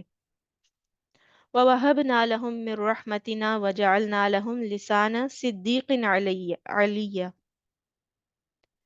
اس کے علاوہ اللہ تعالیٰ نے ان کو کیا دیا؟ اور ان کو اپنی رحمت سے نوازا، اور ان کو سچی ناموری عطا کی. اب دیکھیے کہ اسحاق علیہ السلام کی اولاد میں یعقوب علیہ السلام، یعقوب علیہ السلام کی اولاد کے آگے 12 بیٹے، ان کی اولاد، پھر ان میں سے بے شمار انبیاء اور ملوک آئے، بہت ترقی دی. یوسف علیہ السلام بھی ان کی اولاد میں سے تھے. دوسری طرف اسماعیل علیہ السلام اور ان کی اولاد میں سے صرف ایک پیغمبر ہوئے ہیں، محمد صلی اللہ علیہ وآلہ وسلم. لیکن محمد صلی اللہ علیہ وآلہ وسلم کا درجہ باقی تمام انبیاء پہ بھاری ہے. تو بعض اوقات انسان کو کثرت بڑی اٹریکٹ کرتی ہے، زیادہ چیزیں، اور بس جو ہے بس ایک بعض اوقات بس ایک چیز جو ہے وہ اس کی یونیکنس جو ہے وہ کافی ہو جاتی ہے، اور سب چیزوں پر بھاری ہو جاتی ہے. تو یہ سارا کچھ جو ان کو ملا، وہ کس چیز کے بدلے میں ملا؟ کہ انہوں نے ایک تو صبر کیا اپنے والد کی جو تھریٹس تھیں، ان کے جو برا بھلا کہنا تھا اس کے جواب میں ان کی خیر خواہی کی. اور دوسرا کیا کہ جب ان کو پتا چلا، اب دیکھیں ایک ایک فادر سے جو ہے ایک اولاد بچہ جو ہے وہ اتنی زیادہ محبت کرتا ہے، اتنی زیادہ محبت کرتا ہے کہ ان کی سخت باتوں کے جواب میں بھی پیار سے بات کر رہے ہیں. تو وہ ان پہ احسان کر کے پیار سے بات نہیں کر رہے تھے، بلکہ وہ ان سے محبت کرتے تھے، اس لیے پیار سے بات کر رہے تھے، بہت پیار سے ان کو مخاطب کر رہے تھے. اس کا مطلب ہے کہ وہ اپنے والد سے محبت کرتے تھے. تو اگر ایک بچہ اپنے والد سے اتنی زیادہ محبت کرتا ہے اور وہ صرف اس لیے ان کو چھوڑ کے چلا گیا، اور اس کو امید نہیں ہے کہ وہ زندگی میں کبھی دوبارہ ان کو دیکھ پائے گا، اور وہ صرف اس لیے چھوڑ کے چلا گیا کیونکہ اللہ تعالیٰ کے دین کی خاطر ان کو پتا تھا کہ اگر وہ وہاں رہیں گے تو اللہ کے دین کو فالو نہیں کر سکیں گے، بلکہ کسی نہ کسی طرح وہ ان کو واپس بت پرستی پہ فورس کر لیں گے. تو وہ وہاں سے چھوڑ کے چلے گئے اس جگہ کو صرف اللہ تعالیٰ کی خاطر. اور انہوں نے، اور آگے بھی جو ہے آگے کہاں جانا ہے، اس کے لیے آگے زندگی کے لیے کے اندر کیا کرنا ہے، اس سب کی انسرٹینٹی لے کے صرف اللہ تعالیٰ کے اوپر ایک یقین رکھ کے وہ وہاں سے چلے گئے. تو اگر ہم کوئی بھی کام صرف اللہ تعالیٰ پہ یقین رکھ کے کرتے ہیں تو اللہ تعالیٰ اس کا کیسا بدل دیتے ہیں. یہاں پہ ہمیں اس کی مثال ملتی ہے. اللہ تعالیٰ جو ہے کبھی کسی کو محروم نہیں رکھتے، ہر ایک کو کمپنسیٹ کر دیتے ہیں. اللہ تعالیٰ کی رحمت جو ہے وہ اے، اپنے اوپر کوئی قرض نہیں رکھتی. اگر آپ نے اللہ تعالیٰ کی خاطر کچھ قربان کیا ہے، اگر اللہ تعالیٰ کی خاطر آپ نے کوئی تکلیف اٹھائی ہے، اور اگر اللہ تعالیٰ کی خاطر جو ہے آپ نے کوئی بھی قربانی دی ہے، دین کی خاطر کوئی قربانی دی ہے، یا دنیا میں جو اللہ تعالیٰ نے آپ کی پلیسمنٹ کیا آپ نے اس کو خوشی خوشی ایکسیپٹ کر لیا. پلیسمنٹ کس کا مقصد، اللہ تعالیٰ نے آپ کو جیسی فیملی میں پیدا کیا، اللہ تعالیٰ نے آپ کی جیسی جگہ شادی کروائی، اللہ تعالیٰ نے آپ کو جیسے بچے دیے، آپ ان میں راضی ہو گئے. آپ نے اللہ تعالیٰ کی رضا سمجھ کے اس کو قبول کر لیا، اور اس کو اور اس کے اس جگہ پہ جہاں پہ اللہ تعالیٰ نے آپ کو پلانٹ کیا، وہاں پہ اللہ تعالیٰ کی فرما برداری کرتے ہوئے اپنی فل ایفرٹ کے ساتھ آپ نے اپنی جو ہے تمام فرائض اچھے طریقے سے پورے کرنے کی کوشش کی. تو اللہ تعالیٰ جو ہے کسی کے کا جو نیک عمل ہے اس کو ضائع نہیں کرتے، بلکہ اس کو بہترین طریقے سے کمپنسیٹ کرتے ہیں. کہ لیٹ سے اگر کسی نے کوئی ایسی جاب چھوڑ دی کہ جو جس میں اس کو نظر آ رہا تھا کہ اللہ تعالیٰ کی دین کی نافرمانی ہے، کوئی ایسی جاب ہے جہاں پہ کوئی سود کا عمل دخل ہے، یا کوئی ایسی جاب ہے کہ جہاں پہ کوئی ایسا کام ہو رہا ہے کہ جو کہ لیگل نہیں ہے یا اللہ نے شریعت کے حساب سے پسندیدہ نہیں ہے، اور اس نے اس وجہ سے صرف وہ جاب چھوڑ دی، تو اللہ تعالیٰ اس کو بہترین طریقے سے کمپنسیٹ کرنے پر قادر ہیں. کہ ہو سکتا ہے کہ اس سے کہیں زیادہ اچھی جاب مل جائے. تو اللہ تعالیٰ کو خوش کرنا ہماری پرائیورٹی ہونی چاہیے. اللہ تعالیٰ خوش ہو جائیں گے تو ہر چیز ٹھیک ہو جائے گی، اور اگر وہ ناراض ہو جائیں گے اور بظاہر کچھ چیزیں اچھی بھی ہیں تو وہ اچھی نہیں رہیں گی، اینڈ ان کا اچھا نہیں ہوگا. تو ان کو اپنی رحمت سے نوازا اور سچی ناموری عطا کی. سچی ناموری کا کیا مطلب ہے؟ کہ دنیا میں جتنے بھی جو آسمانی ریلیجنز ہیں نا، وہ سارے ابراہیم علیہ السلام کو ضرور مانتے ہیں. بعض جو ہے بعض دین جو ہیں وہ بعض پیغمبروں کو نہیں مانتے. جو مسلمانوں کے علاوہ جو ادیان ہیں وہ نبی صلی اللہ علیہ وآلہ وسلم کو نہیں مانتے. جو عیسائی ہیں وہ عیسیٰ علیہ السلام کو ہی سب مانتے ہیں، اور وہ جو ہے باقی انبیاء کو اتنا زیادہ نہیں مانتے. جو یہود ہیں وہ عیسیٰ علیہ السلام کے بارے میں غلط خیالات رکھتے ہیں، اور وہ موسیٰ علیہ السلام کو ہی اور عزیر علیہ السلام کو ہی مانتے ہیں. تو یہ سارے جو ڈویژنز ہیں، ان کے باوجود یہ سارے جو لوگ ہیں یہ ابراہیم علیہ السلام کو نبی مانتے ہیں، اور ابراہیم علیہ السلام کو اللہ کا نیک بندہ مانتے ہیں. تو ابراہیم علیہ السلام کا یہ جو ان کو جو اچھا ذکر ہے ان کے جانے کے بعد بھی، یہ اللہ تعالیٰ کی نعمت ہے. آپ سوچیں ہم میں سے کتنے ہمارے بارے میں لوگوں کے کیا خیالات ہیں، کبھی بیٹھ کے سوچئے گا کہ میری فیملی مجھے کیسی بندی سمجھتی ہے، اور جو ہے باہر میں جن لوگوں سے ملتی ہوں وہ مجھے کیسا سمجھتے ہیں، کیا خیال ہوگا ان کا میرے بارے میں. اگر آج میں میری ڈیتھ ہو جاتی ہے تو پیچھے سے لوگ میرے بارے میں کیسی باتیں یاد کریں گے. اہ، سارے مل کے بیٹھے ہوں کسی کے سامنے، میری فیملی کے سامنے، ہو سکتا ہے اچھی باتیں یاد کریں، لیکن جب وہ میرے بارے میں سوچیں گے تو ان کے ذہن میں کیا آئے گا؟ کوئی اچھی بات آئے گی کہ کوئی بری بات آئے گی؟ ہم سب جو ہے اپنی اپنی نظر میں ہیروز ہوتے ہیں اپنی زندگی کے، لیکن ہم اپنی نظر میں اور اپنی زندگی میں ہیروز ہوتے ہوئے بھی کسی نہ کسی کی کہانی میں ضرور ولن کا کردار ادا کر رہے ہوتے ہیں. کسی کے ساتھ ہمارا ایکسپیرینس ایسا ضرور ہوتا ہے کہ وہ غلط ہوتا ہے، اور وہ ہم سے ہرٹ ہوا ہوتا ہے، چاہتے ہوئے نہ چاہتے ہوئے ہم ایسا کچھ کر دیتے ہیں. ہو سکتا ہے ہمیں وہ ریئلائز بھی نہ ہوا ہو، وہ بندہ جو ہے وہ بات دل میں لے کے بیٹھا ہو اور ہمیں پتہ بھی نہ ہو. تو ایسا نہیں ہو سکتا کہ ایٹ آل ٹائمز ہم سب کے فیوریٹس ہوں، ہم دنیا میں ہر بندے کے فیوریٹس ہوں. لیکن ابراہیم علیہ السلام کے بارے میں اللہ ताला ने क्या उनको नेमत अता की कि उनको उनके जाने के बाद भी और बहुत सारे और दीन आने के बाद भी दुनिया में जो दीन इब्राहिमी है वो हर दीन की बेस है। और जो इब्राहिम अलैहिस्सलाम है वो हर एक के जो है पसंदीदा है या रिस्पेक्टेड है। हर दीन जो है उनकी रिस्पेक्ट करता है, चाहे वो यहूदी हो, चाहे वो ईसाई हो, चाहे वो मुसलमान हो। हर एक जो है वो इब्राहिम अलैहिस्सलाम को एक रिस्पेक्ट की जगह पे देखता है। तो ये अल्लाह ताला की बहुत बड़ी रहमत है। उसके बाद एक और नबी का जिक्र आ रहा है, वज़कुर फिल किताबी मूसा इन्नहु काना मुखलिसन व काना रसूलन नबिय्या। तो उसके बाद इस किताब में जिक्र करो मूसा अलैहिस्सलाम को, मूसा अलैहिस्सलाम का। वो एक बिलाशुबा वो एक बरगुज़ीदा इंसान और रसूल नबी थे। तो नबी और रसूल में क्या फ़र्क होता है कि फ़र्क ये होता है कि नबी जो है, हर रसूल जो है वो नबी होता है, लेकिन हर नबी जो है वो रसूल नहीं होता। जो रसूल होता है उसको शरीयत दी जाती है, उसको कोई बुक दी जाती है जो कि उसके दीन के लॉज बताती है। और शरीयत में क्या क्या कुछ आता है, एक जो है दीन की बेसिस होती है, जो एक अकीदा होता है, ईमान होता है, वो सबका सिमिलर है। हर कोई जो है अल्लाह ताला को एक मानता है, हर कोई जो है आमनतु बिल्लाहि व मलाइकतिही व कुतुबिही व रुसुलिही वल बासी बादल मौती वल कदरी खैरिही व शर्रिही। ये जो छह चीजें हैं इन पे सब ईमान लाते हैं। हर नबी ये जो है इस पे ईमान लाने का कहता है। अल्लाह पर यकीन, फरिश्तों पर यकीन, अल्लाह की किताबों पर यकीन, अल्लाह के रसूलों पर यकीन, मौत के बाद जी उठने पर यानी कि क़यामत के दिन उठने पर यकीन, और फिर तकदीर के अच्छे बुरे होने पर यकीन। ये जो सारी चीजें हैं ये हर नबी जो है लेके आया है।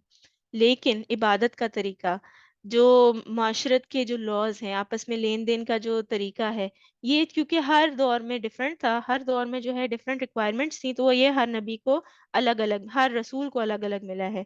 तो जो भी रसूल आता है उसको ये सारे लॉज दिए जाते हैं, शरीयत दी जाती है।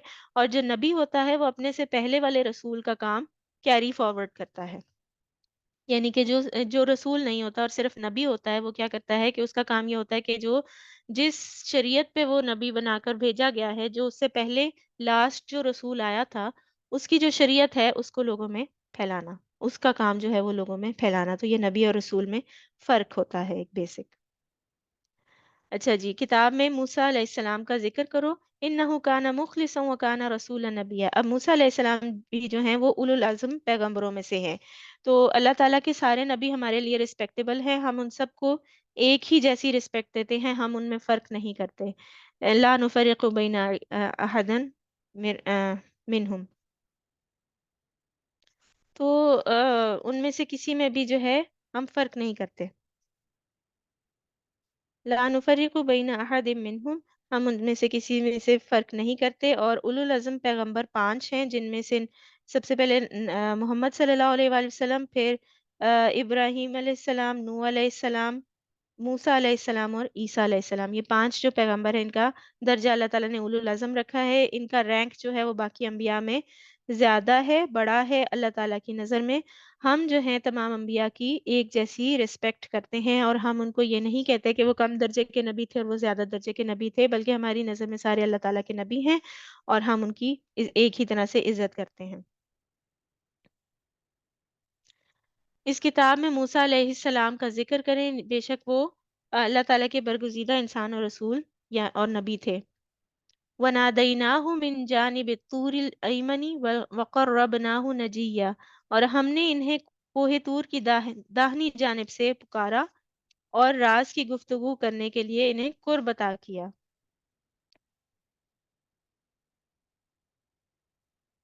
करीब करके सरगोशी की। मुजाहिद इसके बारे में कहते हैं कि सातवें आसमान और अर्श के दरमियान 70,000 पर्दे हैं। तो आप इमेजिन करें कि यहाँ से आसमान कितना ऊंचा है। कोई आसमान तक सका है आज तक, उसको जाके छू सका है, यानी कि कोई भी ऐसी चीज जो इंसानों ने जिससे भेजा हो।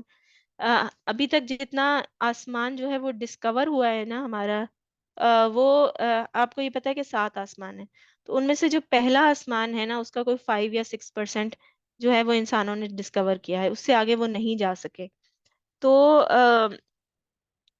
اور اس کو کہتے ہیں السماء الدنیا، جو پہلا آسمان ہے اس کو کہتے ہیں السماء الدنیا، اور اللہ تعالیٰ کہاں ہے؟ ساتویں آسمان سے بھی اوپر۔ تو اللہ تعالیٰ نے ان کو کیسا قرب عطا کیا کہ اللہ تعالیٰ نے ان سے قریب ہو کے سرگوشی کی۔ تو کتنا فاصلہ ہوگا! اللہ تعالیٰ نے موسیٰ علیہ السلام کو اللہ تعالیٰ موسیٰ علیہ السلام کو قریب کرتے رہے، قریب کرتے رہے، یہاں تک کہ دونوں کے درمیان ایک پردہ رہ گیا، اتنا قریب کر لیا۔ جب اس جگہ کو دیکھا انہوں نے اور لوح محفوظ پر لکھتے ہوئے فرشتوں کے کلموں کی آواز کو سنا، تو کہا رب انظرنی الیک، اللہ مجھے آپ کو دیکھنا ہے، بس ایک پردہ رہ گیا تھا تو مجھے اپنا آپ دکھا دیں۔ تو اللہ تعالیٰ نے فرمایا لن ترانی، تم مجھے ہرگز نہیں دیکھ سکتے۔ یعنی کہ اللہ تعالیٰ نے موسیٰ علیہ السلام کو اتنا قریب کر کے ان سے سرگوشی کی کہ ان کو فرشتوں کے جو قلم تھے ان کے لکھنے کی آواز آتی تھی۔ اور انہوں نے کہا کہ جب وہ اتنے قریب ہو گئے تو ان کے دل میں اور شوق پیدا ہوا، انہوں نے کہا اللہ تعالیٰ مجھے آپ کو دیکھنا ہے۔ تو اللہ تعالیٰ نے کہا تم مجھے ہرگز دیکھ نہیں سکو گے، تمہارے اندر ابھی اتنی کیپیبلٹی نہیں ہے۔ اور جو اللہ تعالیٰ کا دیدار ہے وہ کس کا انعام ہوگا؟ جنتیوں کا انعام ہوگا۔ ہر جمعے کو جنت میں ایک بازار لگے گا، ایک مارکیٹ پلیس ٹائپ کی جگہ ہوگی، ایک کنونشن لگے گی جہاں پہ سارے جنتی اکٹھے ہوا کریں گے، اور وہاں پہ رینک وائز سیٹنگ ہوگی۔ یہاں پہ بھی ایسے ہوتا ہے نا، سیلیبریٹیز کو آگے بٹھایا جاتا ہے، جو مہمان خصوصی ہوتے ہیں ان کو آگے بٹھایا جاتا ہے۔ تو سب سے زیادہ پرومیننٹ جگہ پہ انبیاء بیٹھیں گے، پھر صدیقین ہوں گے، اور پھر جو ہے شہداء ہوں گے، اور پھر عام جنتی ہوں گے، وہ ٹیلوں پہ بیٹھے ہوں گے۔ اور اس جگہ پہ، اس کنونشن میں، اللہ تعالیٰ جو ان پہ انعام کریں گے وہ کیا انعام کریں گے کہ اللہ تعالیٰ اپنا دیدار کروائیں گے۔ اور اللہ تعالیٰ کو ہر جنتی جو ہے ایسے دیکھے گا جس طرح صاف سامنے ان کو دیکھے گا۔ اور اس کا جو ہے نتیجہ کیا ہوگا کہ جب ہر جنتی جب اس جگہ سے لوٹے گا تو وہ پہلے سے زیادہ خوبصورت ہو جائے گا اللہ تعالیٰ کے دیدار کے کرنے سے۔ اللہم جعلنا منہم۔ تو انہوں نے یہ خواہش کی کہ اللہ تعالیٰ مجھے آپ کو دیکھنا ہے، لیکن اللہ تعالیٰ نے کہا کہ تم مجھے نہیں دیکھ سکو گے، لیکن اللہ تعالیٰ نے ان کو اپنے قریب کر لیا، اپنا قرب عطا کیا۔ اور اس کا ایک مطلب یہ بھی کیا جاتا ہے کہ اس کو جو ہے اللہ تعالیٰ نے موسیٰ علیہ السلام کو اپنا مقرب بنا لیا، اپنا قریب بندہ بنا لیا۔ اور اس کے بعد اللہ تعالیٰ نے ان سے راز کی بات کی۔ وَوَهَبْنَا لَهُ مِن رَحْمَتِنَا أَخَاهُ هَارُونَ نَبِيًّا، اور اپنی مہربانی سے اس کے بھائی ہارون علیہ السلام کو نبی بنا کر اس کے مددگار کے طور پہ دیا۔ سیدنا ہارون علیہ السلام سیدنا موسیٰ کے بھائی تھے، عمر میں 3 سال بڑے تھے، بڑے پرہیزگار انسان تھے، اور سیدنا موسیٰ علیہ السلام کی نسبت فصیح اللسان بھی تھے۔ موسیٰ علیہ السلام کی زبان میں کچھ پرابلم تھی کہ وہ بہت زیادہ فلوئنٹلی بول نہیں سکتے تھے۔ تو جب اللہ تعالیٰ نے سیدنا موسیٰ علیہ السلام کو فرعون جیسے جابر بادشاہ کے پاس جانے اور اسے راہ راست کی طرف دعوت دینے اور بنی اسرائیل کے رہائی کے مطالبے کے لیے بھیجا، تو آپ نے اللہ تعالیٰ سے دعا فرمائی کہ میرے بھائی ہارون کو بھی نبوت عطا فرما، اور اس عظیم ذمہ داری کے کام میں اسے میرا مددگار بنا۔ تو چنانچہ اللہ تعالیٰ نے سیدنا موسیٰ علیہ السلام کی دعا قبول فرمائی، اور ہارون علیہ السلام کو نبوت عطا کر کے ان کو موسیٰ علیہ السلام کے ہمراہ کر دیا۔ تو اللہ تعالیٰ کی رحمت تھی کہ اللہ تعالیٰ نے ان کی دعا قبول کر لی اور ان کے ساتھ ایک ساتھی نبی بنا کے بھیجے۔ وَاذْكُرْ فِي الْكِتَابِ إِسْمَاعِيلَ إِنَّهُ كَانَ صَادِقَ الْوَعْدِ وَكَانَ رَسُولًا نَبِيًّا، اور اس کتاب میں اسماعیل کا ذکر کرو، وہ وعدے کا سچا تھا اور رسول اور نبی تھا، اور اپنے گھر والوں کو نماز اور زکوٰۃ کا حکم دیتا تھا، اور اپنے رب کے نزدیک ایک پسندیدہ انسان تھا۔ تو آپ چاہتے ہیں کہ آپ اللہ تعالیٰ سے قریب ہوں؟ موسیٰ علیہ السلام کا پڑھتے ہیں ہم تو دل چاہتا ہے کہ ہم بھی وہیں جلدی سے پہنچ جائیں، اللہ تعالیٰ کے قریب پہنچ جائیں، ایسی جگہ پہنچ جائیں جہاں فرشتوں کے قلم کی آواز آئے ہمیں۔ اللہ تعالیٰ کے اتنے قریب ہونا، امیجن کریں، ہم سوچ سکتے ہیں کہ ہم اللہ تعالیٰ کے کبھی اتنے قریب ہو سکتے ہیں؟ ہم اپنے آپ کو اتنا گناہ گار سمجھتے ہیں۔ تو رسول اللہ صلی اللہ علیہ وآلہ وسلم نے فرمایا، اللہ تعالیٰ فرماتا ہے میں نے اپنے بندے پر جو چیزیں فرض کی ہیں ان سے زیادہ مجھے کوئی چیز محبوب نہیں جس سے وہ میرا قرب حاصل کرے، اور میرا بندہ مسلسل نوافل کے ذریعے میرا قرب حاصل کرتا رہتا ہے یہاں تک کہ میں اسے محبت کرنے لگ جاتا ہوں۔ تو رسول اللہ صلی اللہ علیہ وآلہ وسلم نے فرمایا، اللہ تعالیٰ فرماتا ہے میں نے اپنے بندے پر جو چیزیں فرض کی ہیں ان سے زیادہ مجھے کوئی چیز محبوب نہیں جس سے وہ میرا قرب حاصل کرے، اور وہ کیا ہے؟ فرض، یعنی جو اللہ تعالیٰ نے چیزیں فرض کی ہیں ہم پہ، کون کون سی چیزیں فرض کی ہیں؟ روزہ فرض کیا ہے، نماز فرض کی ہے۔ تو جو جو چیزیں اللہ تعالیٰ نے فرض کی ہیں جو اگر ہم ان کی ادائیگی کرتے ہیں اچھے طریقے سے تو فرض جو ہے وہ سب سے زیادہ اللہ تعالیٰ کے قریب کرتا ہے. اور میرا بندہ مسلسل نوافل کے ذریعے میرا قرب حاصل کرتا رہتا ہے یہاں تک کہ میں اس سے محبت کرنے لگ جاتا ہوں. تو نوافل اللہ کی محبت حاصل کرنے کا ذریعہ ہے. اگر آپ چاہتے ہیں کہ اللہ تعالیٰ آپ سے محبت کرے تو اس پر نہ رہے کہ یہ تو فرض نہیں ہے. اتنی تکلیف ہوتی ہے کہ جب جو ہم یہ جو ہے فرض پورا کر چکے ہیں تو اب ہم اتنی تکلیف کیوں اٹھائیں. تو ہم اس کو کیوں ایکسٹرا ایفرٹ کریں. تو اس وقت یہ سوچنے کی بات ہے کہ نوافل جو ہیں اللہ تعالیٰ نے کہا ہے کہ میرا بندہ جو ہے مسلسل نوافل کے ذریعے میرا قرب حاصل کرنا لگ جاتا ہے یہاں تک کہ میں اس سے محبت کرنے لگ جاتا ہوں. تو جو فرائض ہیں وہ اللہ تعالیٰ کا قرب حاصل کرنے کا ذریعہ ہے وہ تو ہمیں کرنا ہی ہے. وہ تو فرض ہے ہم پہ. اگر ہم وہ نہیں کریں گے فرائض نہیں کریں گے تو ہم اس کے لیے جواب دیں گے. لیکن نوافل ایک ایسی چیز ہے جو ہم بائی چوائس کرتے ہیں اور جتنی ہمارے اندر استطاعت ہوتی ہے اتنی کرتے ہیں. تو جب ہم نوافل ادا کرتے ہیں تو اور نوافل کی کثرت کرتے ہیں تو وہ کیا ہمیں حاصل ہوتا ہے اس سے اللہ تعالیٰ کی محبت حاصل کرنے کا ذریعہ ہے. تو کعب بن عجرہ رضی اللہ تعالیٰ عنہ سے مروی ہے کہ رسول اللہ صلی اللہ علیہ وآلہ وسلم نے فرمایا اے کعب بن عجرہ نماز قربت کا ذریعہ ہے اور نماز میں انسان اپنے رب کے قریب ترین ہوتا ہے اور اس میں بھی سب سے زیادہ سجدے میں. تو اسی لیے آپ نے دیکھیں اسماعیل علیہ السلام کیا کرتے تھے. اگلی آیت میں آتا ہے وَكَانَ يَأْمُرُ أَهْلُهُ بِالصَّلَاةِ وَالزَّكَاةِ وَكَانَ عِندَ رَبِّهِ مَرْضِيًّا. وہ اپنے گھر والوں کو نماز اور زکوٰۃ کا حکم دیتے تھے. تو گھر کا جو سربراہ ہوتا ہے اس کا کیا فرض ہوتا ہے کہ وہ اپنے گھر والوں کو اپنے بچوں کو نماز کے لیے کہے. اور جب وہ اس پہ کہا جا رہا ہے تو جن سے کہا جا رہا ہے وہ اس پہ اپسیٹ نہ ہوا کریں کہ آپ ہر روز ہمیں نماز کے لیے کہتے ہیں کیونکہ یہ تو اللہ تعالیٰ نے ان کا فرض رکھا ہے اور وہ کہتے رہیں گے. اور وہ اپنے رب کے نزدیک پسندیدہ انسان تھا. اور پھر انہوں نے کیا دعا اور اس کے بعد جو ہے جب اپنے گھر والوں کو اس کا حکم دیتے رہے تو اس کے بعد دعا بھی مانگے کہ وَجَعَلْنِي رَبِّي رَضِيًّا. اللہ تعالیٰ جیسے آپ نے اسماعیل علیہ السلام کو اپنا پسندیدہ بنایا ہمیں اور ہماری اولادوں کو بھی ایسا بنا دیں آمین. تو وہ اللہ تعالیٰ کے پسندیدہ کس بات سے تھے کہ وہ ایک تو سچے تھے وعدے کے سچے تھے اور اللہ تعالیٰ کے رسول تھے اور وہ اپنے گھر والوں کو حکم دیتے تھے نماز اور زکوٰۃ کا. تو اگر ہم چاہتے ہیں کہ ہم اللہ تعالیٰ کے پسندیدہ بن جائیں تو ہمیں ان باتوں پہ عمل کرنے کی ضرورت ہے کہ ایک تو خود جو وعدہ کریں اس کو وفا کریں. وعدہ جو ہے ہم بعض دفعہ جو ہے جان چھڑانے کے لیے بھی کر لیتے ہیں کسی سے کہ اگر کوئی بہت زیادہ انسسٹ کر رہا ہے کہ ہم آئیں گے آپ کی طرف اور پھر ہم وعدہ کس طرح کرتے ہیں انشاءاللہ. انشاءاللہ کو ہم اگر ہم کسی کے سامنے انشاءاللہ کہیں نا تو وہ سوچ لیتا ہے کہ اس نے یہ بات نہیں کرنی پوری. تو انشاءاللہ جو ہے وہ جو ایک مسلمان ہوتا ہے اس کے وعدے پہ پوری سٹیمپ اور سیل ہوتی ہے کہ وہ یہ کام کرنے کی نیت کر رہا ہے. اس کے بعد اگر آپ اس کو پورا نہیں کرتے تو آپ وعدے کے سچے نہیں ہیں. تو وہ کیا تھے وعدے کے سچے تھے. جو بات وہ کمٹ کرتے تھے اس کو پورا کرتے تھے. ہمیں اپنی زندگی میں کیا چیز شامل کرنے کی ضرورت ہے وعدے کی سچائی. جب بھی ہم کوئی کام کمٹ کریں تو اس کو پورا کریں. اگر کسی کو کہا ہے کہ 5 منٹ میں آ رہی ہوں تو 5 منٹ میں آ جائیں ورنہ اس سے کہیں کہ مجھے تھوڑا ٹائم لگ جائے گا. اور اگر آپ کسی سے کمٹ کر رہے ہیں کہ میں تم سے ملنے آؤں گی تو اس سے ملنے جائیے. اور اگر آپ کسی سے کمٹ کر رہے ہیں کہ بس میری بات سن لو میں تمہیں ایک چیز دوں گی. بچوں کو کہتے ہیں نا کہ ادھر آؤ میں تمہیں ایک چیز دوں.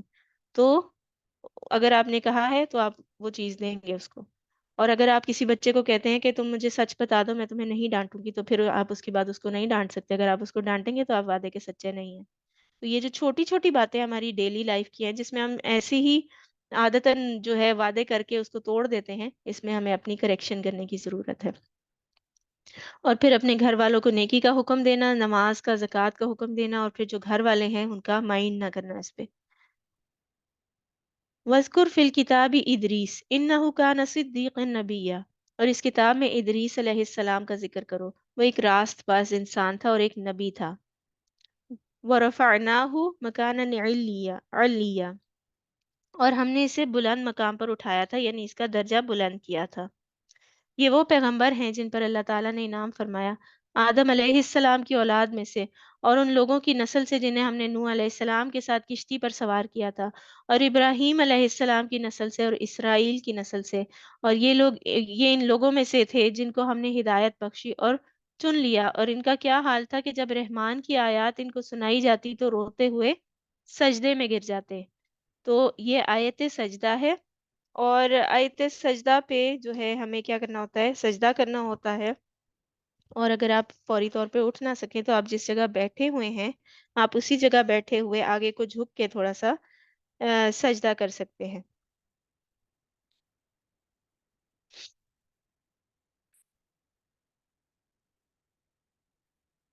جب انہیں اللہ تعالیٰ کی آیات سنائی جاتی تھی تو وہ روتے ہوئے سجدے میں گر جاتے تھے. تو ابراہیم علیہ السلام کی جو اولاد تھی، یہ وہ پیغمبر ہیں جن پر اللہ نے انعام فرمایا. آدم علیہ السلام کی اولاد میں سے جو پیغمبر ہیں ان کی اللہ تعالیٰ نے کیا صفات بتائی ہیں؟ یہ ان لوگوں میں سے تھے جن کو ہم نے ہدایت بخشی تھی اور چن لیا تھا. ان کا یہ حال تھا کہ جب رحمان کی آیات ان کو سنائی جاتی تو وہ روتے ہوئے سجدے میں گر جاتے. یعنی وہ ان کے دل پہ اتنا اثر کرتی تھی. اللہ تعالیٰ کی جو عظمت ہے وہ ان کے دل میں اتنی زیادہ چھا جاتی تھی اور ان کے اوپر اتنا اثر کرتی تھی کہ وہ سجدے میں گر جاتے تھے.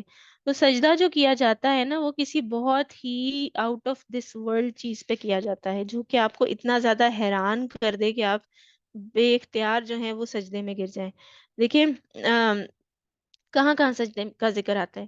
اللہ تعالیٰ نے ایک تو نماز میں فرض کیا. نماز میں تو ہم اللہ تعالیٰ کے سامنے سجدہ کرتے ہیں. اللہ تعالیٰ سے زیادہ تو کوئی اس بات کا حقدار ہی نہیں ہے کہ ہم اس کے سامنے جھکیں، اور عبادت کے لیے اس سے زیادہ کوئی جو ہے ڈیزرونگ ہی نہیں ہے.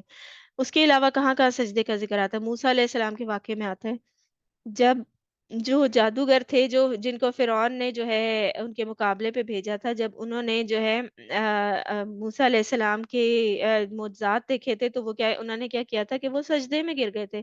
وہ اتنے زیادہ سٹن ہو گئے تھے کہ یہ تو جادو بھی نہیں کر رہا اور یہ ایکچولی ایسا ہو رہا ہے، یہ اللہ تعالیٰ کی طرف سے ہے، یہ واقعی رب کی طرف سے ہے. ان کو یقین آ گیا کہ اللہ تعالیٰ کی وحدانیت پہ، اور وہ اتنا بڑا معجزہ تھا کہ وہ اس کی ہیبت سے سجدے میں گر گئے. اس کے علاوہ کہاں پہ اس کا ذکر آتا ہے؟ جب اللہ تعالیٰ نے آدم علیہ السلام کی تخلیق کی تھی، اتنا بڑا وہ جو ہے اتنا بڑا واقعہ تھا اور اتنا بڑا جو ہے وہ میریکل تھا کہ اس کے سامنے اللہ تعالیٰ نے فرشتوں کو سجدہ کرنے کا حکم دیا. سجدہ تعظیمی تھا. اللہ تعالیٰ نے فرشتوں کو سجدہ کرنے کا حکم دیا. یعنی کہ آدم علیہ السلام اللہ تعالیٰ کی اتنی گرینڈ تخلیق تھے کہ وہ ڈیزرو کرتے تھے کہ ان کو سجدہ کیا جائے. پھر جو ہے تو سجدہ کرتے ہوئے کیا ہوتا ہے، ہمارے دل پہ جو ہے اللہ تعالیٰ کی آیات کا بہت زیادہ اثر آ جاتا ہے. ان لوگوں کے اوپر اللہ تعالیٰ کی آیات کا بہت اثر آ جاتا ہے جن کی یہاں پہ خصوصیت بیان کی جا رہی ہے. اللہ تعالیٰ نے ان کو ہدایت بخشی. جن لوگوں کو ہدایت مل جاتی ہے وہ کیا کرنے لگ جاتے ہیں، اللہ تعالیٰ کی پہچان آ جاتی ہے ان کے اندر، اور وہ اللہ تعالیٰ کی آیتوں کو سمجھنے لگ جاتے ہیں. ان کو جو ہے وہ میننگ سمجھ آنے لگ جاتے ہیں، ان کے دل پہ اثر کرنے لگ جاتے ہیں. پھر وہ اثر کرتے ہیں، اس طرح سے اثر کرتے ہیں کہ وہ سجدے میں گرا دیتی ہیں ان کو. سجدہ جو ہے وہ ایک بہت عاجزی کی پوزیشن ہے.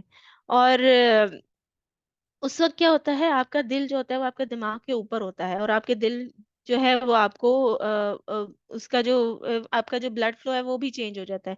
تو یہ جو پوزیشن ہے یہ سب سے زیادہ اس کا ڈیزرونگ کون ہے؟ اللہ سبحانہ و تعالی ہے. ہمارے جو دین ہے اس کے اندر سجدہ تعظیمی ختم کر دیا گیا. اب صرف ایک سجدہ ہے جو کہ ایک طرح کا سجدہ ہے جو کہ اللہ تعالیٰ کو ہی کیا جا سکتا ہے، اور بے شک اللہ تعالیٰ کے سوا کوئی بھی اس بات کا ڈیزرونگ نہیں ہے. آگے چلتے ہیں. فخلف من بعدهم خلف اضاعوا الصلاة واتبعوا الشهوات فسوف يلقون غيا.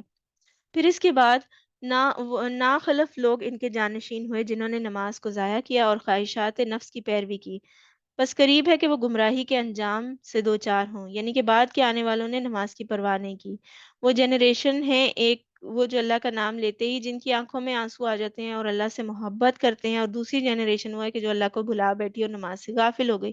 تو ایسے لوگ جو نمازوں کو ضائع کریں اور خواہشات نفس کے پیچھے پڑ گئے، تو نماز ضائع کیوں ہونی شروع ہو گئی؟ خواہشات نفس جو ہے وہ اتنی امپورٹنٹ کیوں ہو جاتی ہے؟ کس وجہ سے نماز قضا ہوتی ہے؟ کہ جب ہم کوئی ایسا کام کر رہے ہوتے ہیں جس میں ہم اتنا انوالو ہو جاتے ہیں کہ ہم نماز بھول جاتے ہیں. جیسے بعض جو ہیں، بعض دفعہ ہم کوئی بچے جو ہیں وہ گیمز کھیل رہے ہوتے ہیں، بعض دفعہ ہم کسی سے ایسی کانورسیشن کر رہے ہوتے ہیں کہ بڑا مزہ آ رہا ہوتا ہے، بعض دفعہ ہم ٹی وی پہ کچھ ایسا دیکھ رہے ہوتے ہیں. تو کسی کو کسی چیز کی جو ہے کوئی کام کر رہے ہوتے ہیں، ہم گھر کا کوئی کام کر رہے ہوتے ہیں، ہم کہتے ہیں اچھا تھوڑا سا ہو جائے تو پھر ہم کرتے ہیں. وہ کام تھوڑا زیادہ دیر لے لیتا ہے اور وہ پھر نماز کا ٹائم نکل جاتا ہے. تو कोई भी काम जिसमें आपकी इन्वॉल्वमेंट इतनी हो जाए कि आपको नमाज डिले करने का ख्याल आए या भूल जाए, तो ये चीज़ जो है वो आपके लिए हलाकत का सबब बनेगी, और यही जो है शहवात है। रसूलुल्लाह सल्लल्लाहु अलैहि वसल्लम ने फरमाया 60 साल के बाद नाअहल जानशीन पैदा होंगे जो नमाज को ज़ाया कर देंगे, अपनी ख्वाहिशात की पैरवी करेंगे और जहन्नम के गड्ढे में जा पड़ेंगे। यानी कि ये मत सोचिए कि नमाज छोड़ छोड़ के और ऐसी वजूहात जिनमें ख्वाहिशात नफ्स के पीछे पड़ के छोड़ी तो आपकी कोई पूछ ना होगी, आपसे कोई पूछा ना जाएगा, और इसके बाद ऐसे और लोग जानशीन होंगे जो कुरान तो पढ़ेंगे लेकिन वो इनके हलक से नीचे नहीं उतरेगा। यानी तजवीद के रूल्स और कायदे जो हैं वो सब पता होंगे, बड़े अच्छे तरीके से जो है वो रेसिटेशन करेंगे, लेकिन इनको इसकी समझ नहीं होगी, कोई अमल नहीं करेंगे उस पे, अपनी जिंदगियों पे अप्लाई नहीं करेंगे। और कुरान की तिलावत तीन तरह के लोग करते हैं, मोमिन, मुनाफिक और फाजिर। ये तीन लोग कौन है? मुनाफिक जो इसका इनकार करता है, फाजिर जो इसके जरिए खाता है यानी कि इसने इसको कमाई का जरिया बनाया हुआ है, और मोमिन इस पर ईमान रखता है यानी कि ना सिर्फ इसको पढ़ता है, इसको समझता है, बल्कि इस पे अमल भी करता है। तो हमने ये देखना है कि हम किस कैटेगरी में से हैं। अल्लाह ताला हमें मोमिनों में शामिल कर दे, हम इस कुरान को पढ़ते हुए इसका हक अदा करने वाले बन जाएं। इल्ला मन ताबा व आमना व आमिला सालिहन फउलाइका यदखुलूनल जन्नता वला युज़लमून शैआ। अलबत्ता जो लोग तौबा कर लें और ईमान ले आएं और नेक अमल इख्तियार कर लें वो जन्नत में दाखिल होंगे और इनकी जर्रा बराबर हक तलफी नहीं होगी।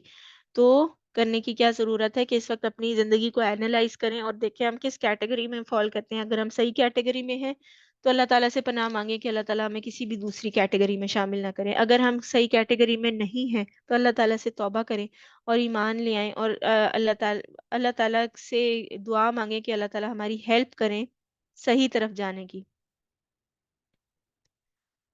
और जो है हमें सही लोगों में, सही ग्रुप में शामिल कर दें ताकि क़यामत के दिन भी जो हमारा ग्रुप बने, हमारी जो ग्रुपिंग हो, क्योंकि क़यामत के दिन लोग रैंक्स में और ग्रुप्स में अल्लाह ताला के सामने पेश किए जाएंगे। तो हम ऐसे ग्रुप में ना हो कि जो जहन्नुम की तरफ जा रहा हो, बल्कि ऐसे ग्रुप में हो कि जो जन्नत में दाखिल हो और उनकी जर्रा बराबर हक तलफी ना हो।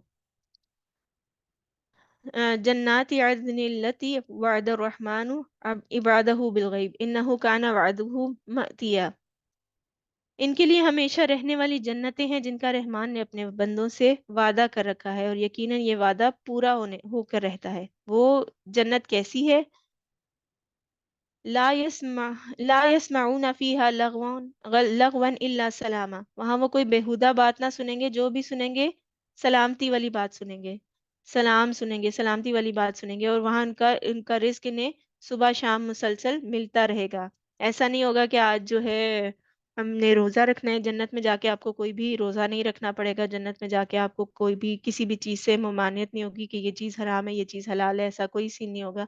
आपका जो चीज खाने को दिल चाहेगा आपके सामने हाजिर हो जाएगी।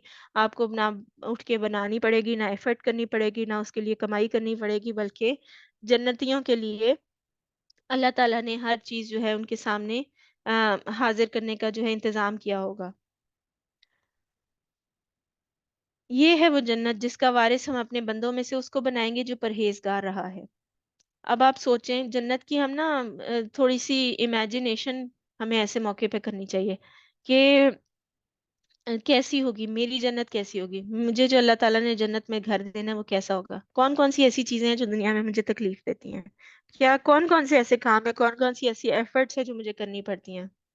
जो मदर्स होती हैं उनको घर संभालना पड़ता है, सफाइयाँ करनी पड़ती हैं, फिर घर मेंटेन करना पड़ता है, खाना बनाना पड़ता है, बर्तन धोने पड़ते हैं, और बच्चों का ख्याल रखना पड़ता है, बच्चे शोर भी मचाते हैं। अ, तो आपकी जन्नत में क्या होगा? ये सारी तकालीफ नहीं होंगी। आपको जो है ऐसी आरामदेह जगह मिलेगी कि जहाँ पे आप रेस्ट कर सकेंगे, बहुत आराम से आप तकिया लगा के। जन्नतियों के बारे में एक और जगह आता है कि वो तकिया लगा के सायों में बैठे होंगे, गार्डन्स होंगे उनके बड़े बड़े, उनके घर होंगे, महल होंगे, और उनके जो गुलाम होंगे वहां पे वो ऐसे होंगे कि वो अगर उनको दूर से देखा जाए ना, उनके जो हाउस हेल्प जिसको हम कहते हैं ना, उनकी ان کی ہاؤس ہیلپ جو ہے ان کی بہت زیادہ ہوگی. ایک تو اول تو بہت زیادہ آپ کے نوکر چاکر ہوں گے، اور وہ دیکھنے میں ایسے لگیں گے دور سے وہ اتنے خوبصورت ہوں گے، اتنے ویل ڈریسڈ اور اتنے نیٹ اینڈ کلین ہوں گے کہ آپ جب انہیں دور سے دیکھیں گے تو ایسے لگے گا کہ موتی چمک رہے ہیں. اور وہ آپ کو سونے چاندی کے برتنوں میں سرو کر رہے ہوں گے. اور اس وقت آپ کو کوئی ایسی ٹینشن نہیں ہوگی کہ میں نے ان کو جو ہے مینج کرنا ہے، میں نے ان کو گائیڈ کرنا ہے. ان کو پتا ہوگا انہوں نے کیا کرنا ہے، وہ اپنا کام جو ہے خود سے کر رہے ہوں گے.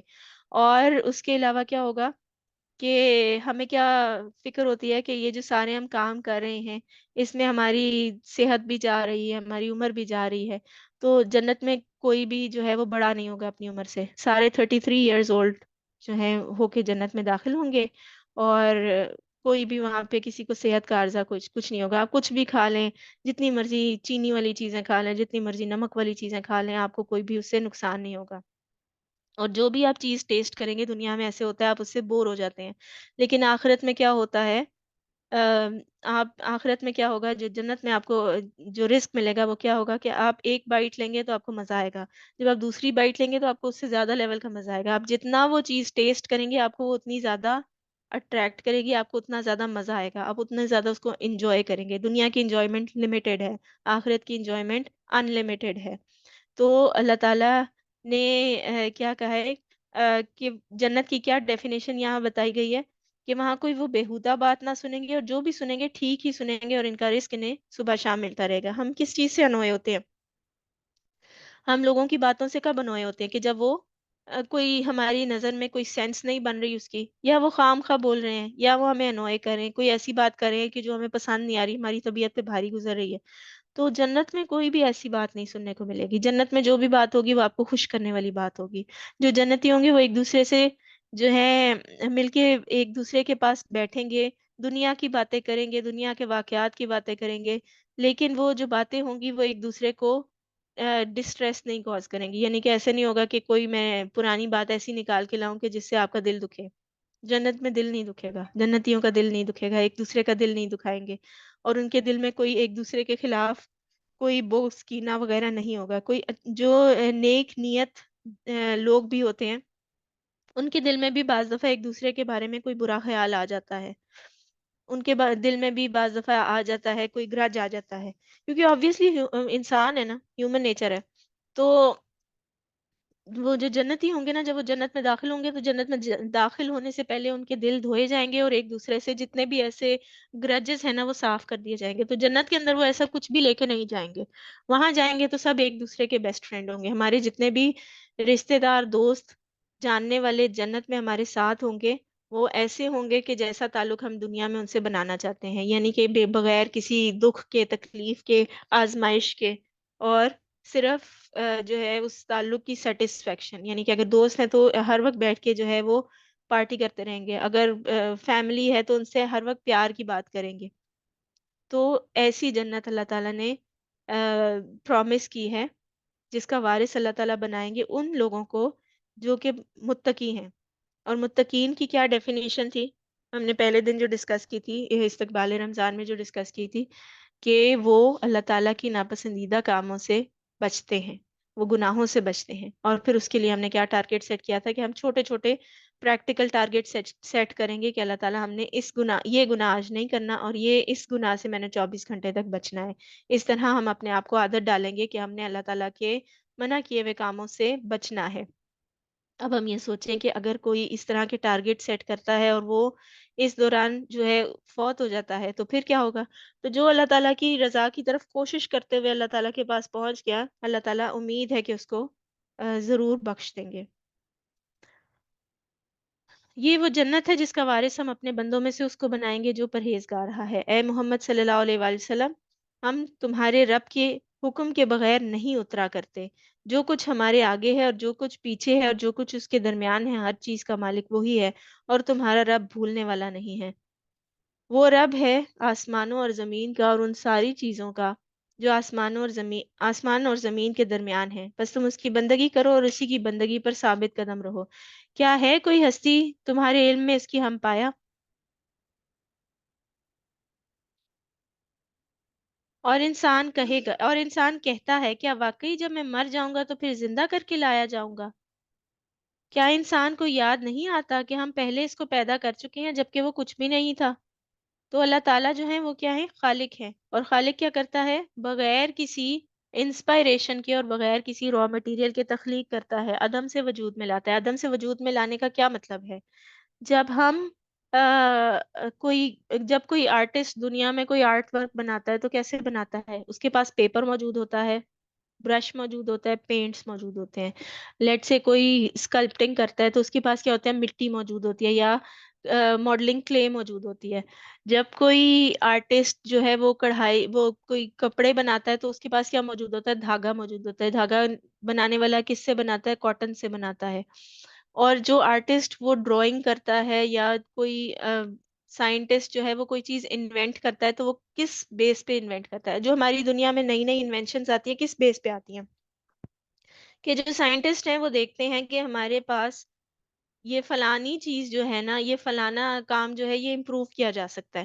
یہ جو ہم کام کریں نا، جو جس نے پہلی دفعہ پہیا ایجاد کیا تھا اس نے کیا سوچا ہوگا کہ ہم جو ہے ایک جگہ سے دوسری جگہ جاتے ہیں تو بڑی مشکل ہوتی ہے، بڑا جو ہے ایفرٹ لگتی ہے. تو اگر ہم اس طرح کی کوئی چیز انوینٹ کر لیں جو آرام سے رول ہوتی ہوئی چلی جائے تو ہمارے لیے آسانی ہوگی.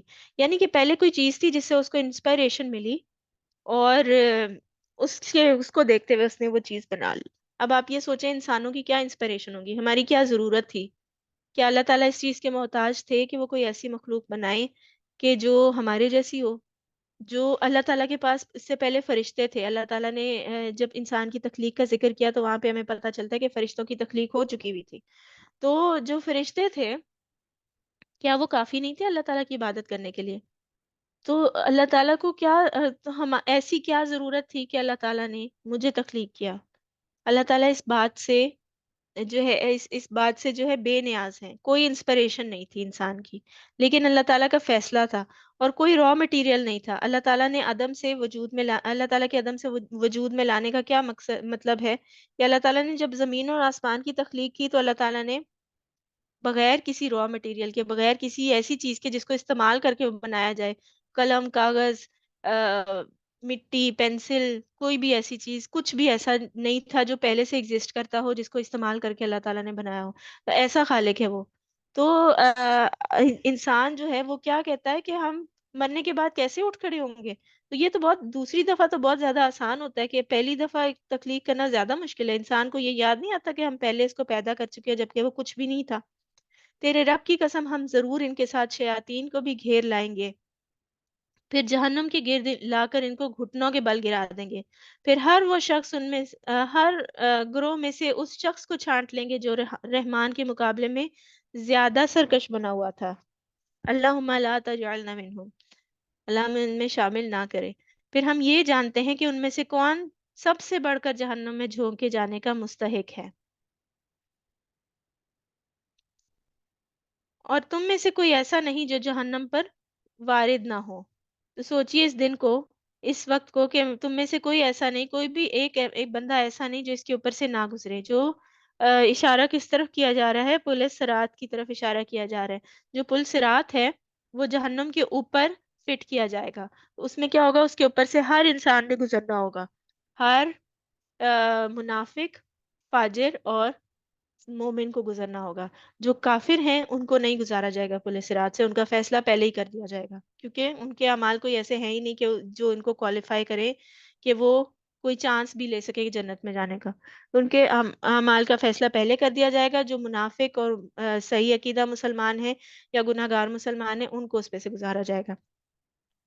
تو ہر جو انسان ہے وہ کیا کرے گا؟ اس پل کے اوپر سے گزرے گا. جو انسان مومن ہوگا وہ اس کے اوپر سے اس کو عبور کر جائے گا، اور جو گناہ گار ہوگا اور جہنم کا ڈیزرونگ ہوگا وہ بندہ وہاں سے گر کے جہنم میں جا پڑے گا.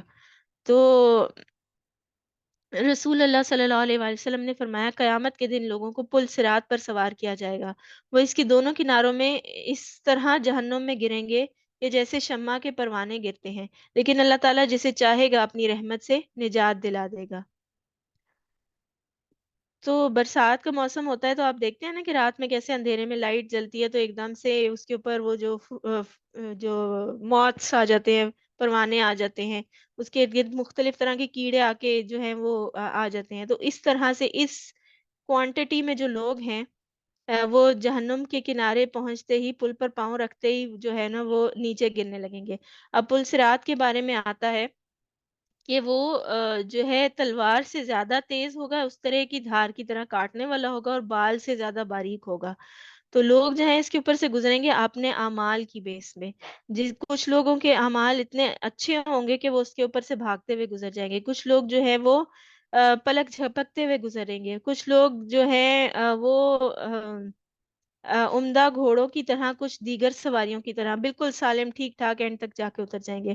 کچھ زخمی ہو کر اتریں گے، یعنی کہ ان کو کانٹے چبھیں گے کہ، لیکن وہ بہرحال اس بات پہ جو ہے وہ قادر ہو جائیں گے کہ وہ پل عبور کر لیں گے. کچھ جہنم میں گر پڑیں گے جنہیں بعد میں شفاعت کے ذریعے نکالا جائے گا، لیکن کافر اس پل میں کو عبور کرنے میں کامیاب نہیں ہو سکیں گے، اور سب کے سبھی جہنم میں جا گریں گے. تو اس کے بعد کیا ہوگا؟ اس کے بعد ہم ان لوگوں کو بچا لیں گے جو دنیا میں متقی تھے، اور ظالموں کو اسی میں گرا ہوا چھوڑ دیں گے، ہمیشہ کے لیے جہنم میں گرا ہوا چھوڑ دیں گے.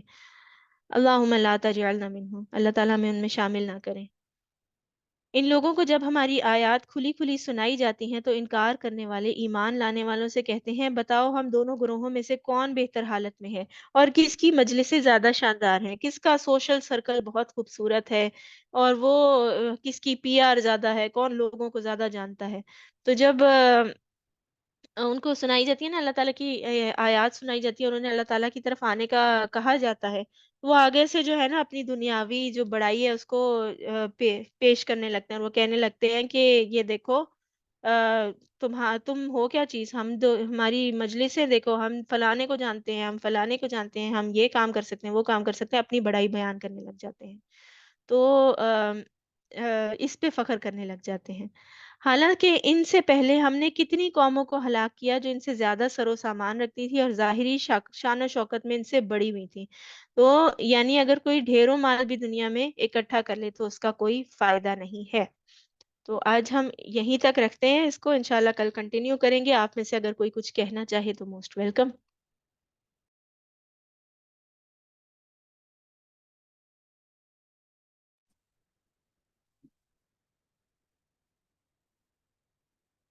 جی روبینہ. السلام علیکم ورحمۃ اللہ وبرکاتہ. وعلیکم السلام ورحمۃ اللہ کل وبرکاتہ. میرا مائک جو ہے وہ پتہ نہیں کیوں کام نہیں کر رہا تھا. تو پچھلی ہم نے جو آیتیں تھیں اس میں ہم نے یہ تھا کہ اس میں سب سے بڑی بات یہ تھی کہ عیسائی کے جو خلاف عقائد کی جو ہے وہ تردید تھی کہ محض معجزے جو ہیں وہ سے پیدا ہونا اس بات کی دلیل نہیں ہے کہ عیسیٰ ان کو جو ہے اللہ کا بیٹا جو ہے وہ قرار دے دیا جائے. تو جی ہمیں جو ہے یہ اتنی اچھی مطلب یہ ایک سورہ ملی ہے، مطلب کبھی دھیان ہی نہیں گیا اس طرف کہ ہمارے بچے باہر جاتے ہیں، وہاں سیٹلڈ ہیں، تو ہم انہیں مطلب ظاہر ہے ان کا وہاں پہ ان سے تعلق بھی ہوتا ہے اس کمیونٹی سے، تو کچھ ڈسکش بھی ہوتا ہوگا. تو آپ ان کو یہ کہہ سکتے ہیں کہ بھئی اچھی طریقے سے سورہ مریم جو ہے وہ پڑھ لو، ہمارے درمیان تمہارے درمیان کامن جو چیز ہے، اور ہماری کتاب میں کسی جو خاتون کا ذکر ہے اور وہ حضرت مریم کا ذکر ہے، اور اس میں مطلب پورا جو ہے نا وہ اتنا اچھا نقشہ جو ہے وہ، اور ہمارے لیے کتنی محترم ہے، اور حضرت عیسیٰ ہمارے لیے کتنے محترم ہیں. تو ایک تو یہ کہ یعنی کہ میں اپنے بچوں کو بھی یہ ضرور بات کروں گی کہ بہترین طریقے سے اس سے پڑھو، اور کبھی بھی شیئر کرنے کی وہاں ضرورت پڑے تو اس آیت اس سورے کے ذریعے جو ہے نا وہ. اور دوسری بات یہ کہ اس میں یہ تھا کہ کھجور کا جو ہے وہ میں بھی 2-3 دن پہلے لیکچر سن رہی تھی، تو اس میں یہی تھا کہ بھئی ہم لوگ کا اتنے گھنٹے کا روزہ ہوتا ہے تو ہماری شوگر لیول جو ہے وہ کم ہوتی ہے، بلڈ پریشر کا بھی وہ کم ہوتا ہے. تو ایک کھجور سے روزہ کھولنے سے فوراً ہی جو ہے نا وہ ہماری بیلنس آ جاتا ہے پورا ہماری باڈی میں. تو یہاں بھی جو ہے وہ یہی ہے کہ ایک خاتون کو प्रेगनेंसी उसमें डिलीवरी के वक्त जो है वो उसका ब्लीडिंग होती है, ये होती है, तो कमज़ोरी ये, तो उसमें भी खजूर और पानी 2 चीज़ें, और हमारे रोज़े खुलने में भी खजूर और पानी 2 चीज़ें जो हैं। और फिर तीसरी बात ये थी कि जब हज़रत ज़करिया अलैहिस्सलाम को उनके यहाँ मतलब अल्लाह ताला ने खुशखबरी का बताया था, तो उनको भी कहा था कि 3 दिन बात नहीं करना। और यहाँ हज़रत मरियम को भी कहा गया कि आपने जो है वो चुप का रोज़ा रखना है। तो मतलब इससे ये निकला कि चुप जो है वो हज़ार नेमत है। आपके जो है कोई इस तरह के ये किस तरह की कोई जो है बात आती है कि जो कि बेहतर नहीं है करना, तो बेहतर है कि आप जो है वो खामोशी इख्तियार करें। और फिर अभी जो हमने पढ़ा था कि अगर औलाद जो है वो हक की तरफ जो है वो आपको जो है बुलाती है, तो वालिदैन को चाहिए या जो भी मतलब ये कि बहन-भाइयों जो भी हैं, तो उन्हें मतलब उनको लेने में उनको आर नहीं महसूस होना चाहिए। और दूसरी तरह ये भी है कि वालिदैन जो है वो शिर्क में भी मुब्तला हों, तो उनके साथ जो है वो अ, हुस्न सलूक का रवैया जो है वो नहीं छोड़ना चाहिए। अच्छा, दूसरे मुझे ये पूछना था कि आज के दौर में भी सिद्दीक और सिद्दीक़ा, क्योंकि अंबिया तो अब सिलसिला ख़त्म हो गया, लेकिन सिद्दीक भी एक ऐसा दर्जा है कि जो नबूवत के बाद जो है वो आता है। तो अभी इस ज़माने में भी अ, हो सकते हैं सिद्दीक और सिद्दीक़ा? बारकल्ला फ़ीक, पहले तो आपने बहुत अच्छे पॉइंट्स हाईलाइट किए। दूसरा जो आपने क्वेश्चन पूछा है, अल्लाह ताला के नबी की एक हदीस है कि जिससे हमें ये पता चलता है कि जो हमारी कौम है, मुसलमान जो है, उनके अंदर 73 फ़िरके बनेंगे और उनमें से एक फ़िरका जो है वो हक पे रहेगा और वो आखिरत तक रहेगा, जिसको अहले सुन्ना वल जमा कहते हैं। सिर्फ नाम से नहीं कहते बल्कि वो अखलाक और किरदार और अमाल में भी अल्लाह ताला के दीन पर कायम होंगे, अल्लाह ताला के दीन को चलाने वाले होंगे। तो ये वो लोग होंगे जो कि हक पर कायम रहने की पूरी कोशिश करेंगे और हक का साथ देंगे।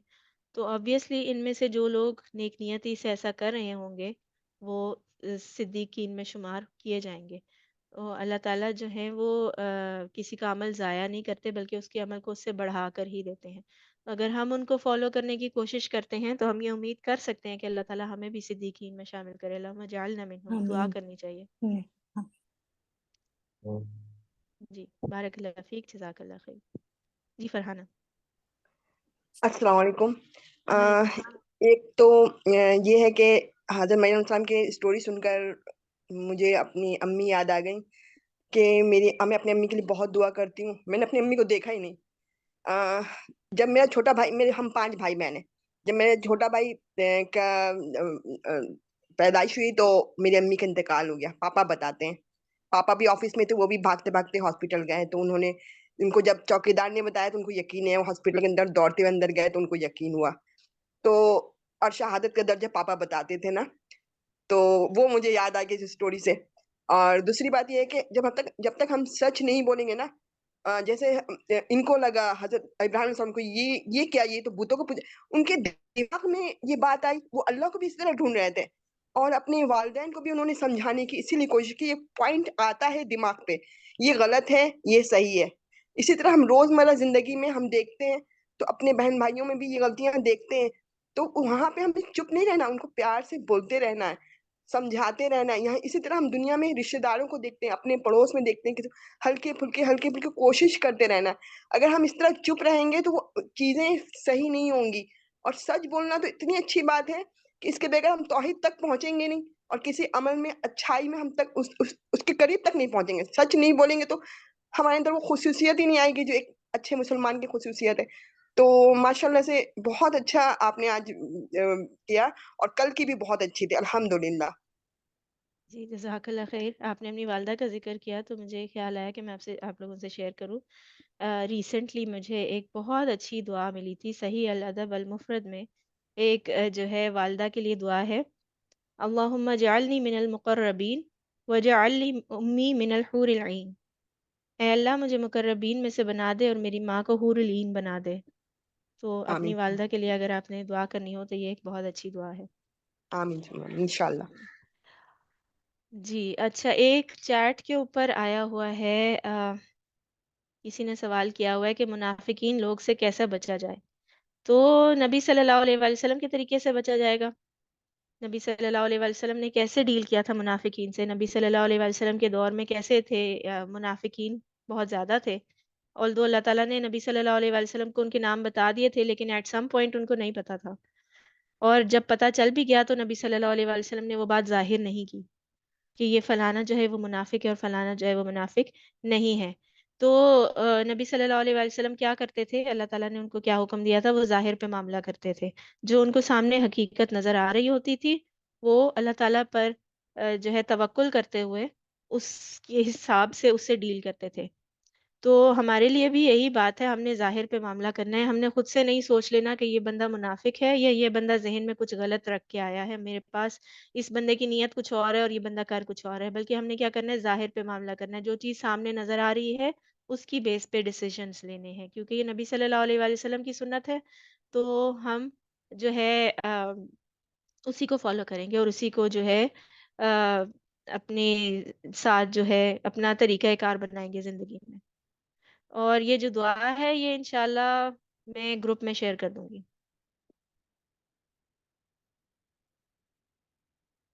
بلکہ کل کی کلاس میں انشاءاللہ میں آپ کو نا یہ اس پہ بھی دکھا دوں گی تاکہ یہ اس ویڈیو کے اندر بھی آ جائے، کیونکہ ابھی میرے پاس یہ فون پہ ہے. میں ایک دفعہ پھر سے پڑھ کے بتا دیتی ہوں. اللہم اجعلنی من المقربین، اے اللہ اجعلنی مجھے بنا دے من المقربین اپنے قریب بندوں میں سے، وجعل اور بنا دے امی میری ماں کو من الحور العین، حور العین میں سے. ٹھیک ہے، جزاک اللہ. وہی ہے. چلیں جی یہیں تک رکھتے ہیں. اگر کسی اور کا کوئی سوال ہے تو ہینڈ ریز کر لیں، ورنہ پھر ہم اس کو اینڈ کرتے ہیں کلاس کو.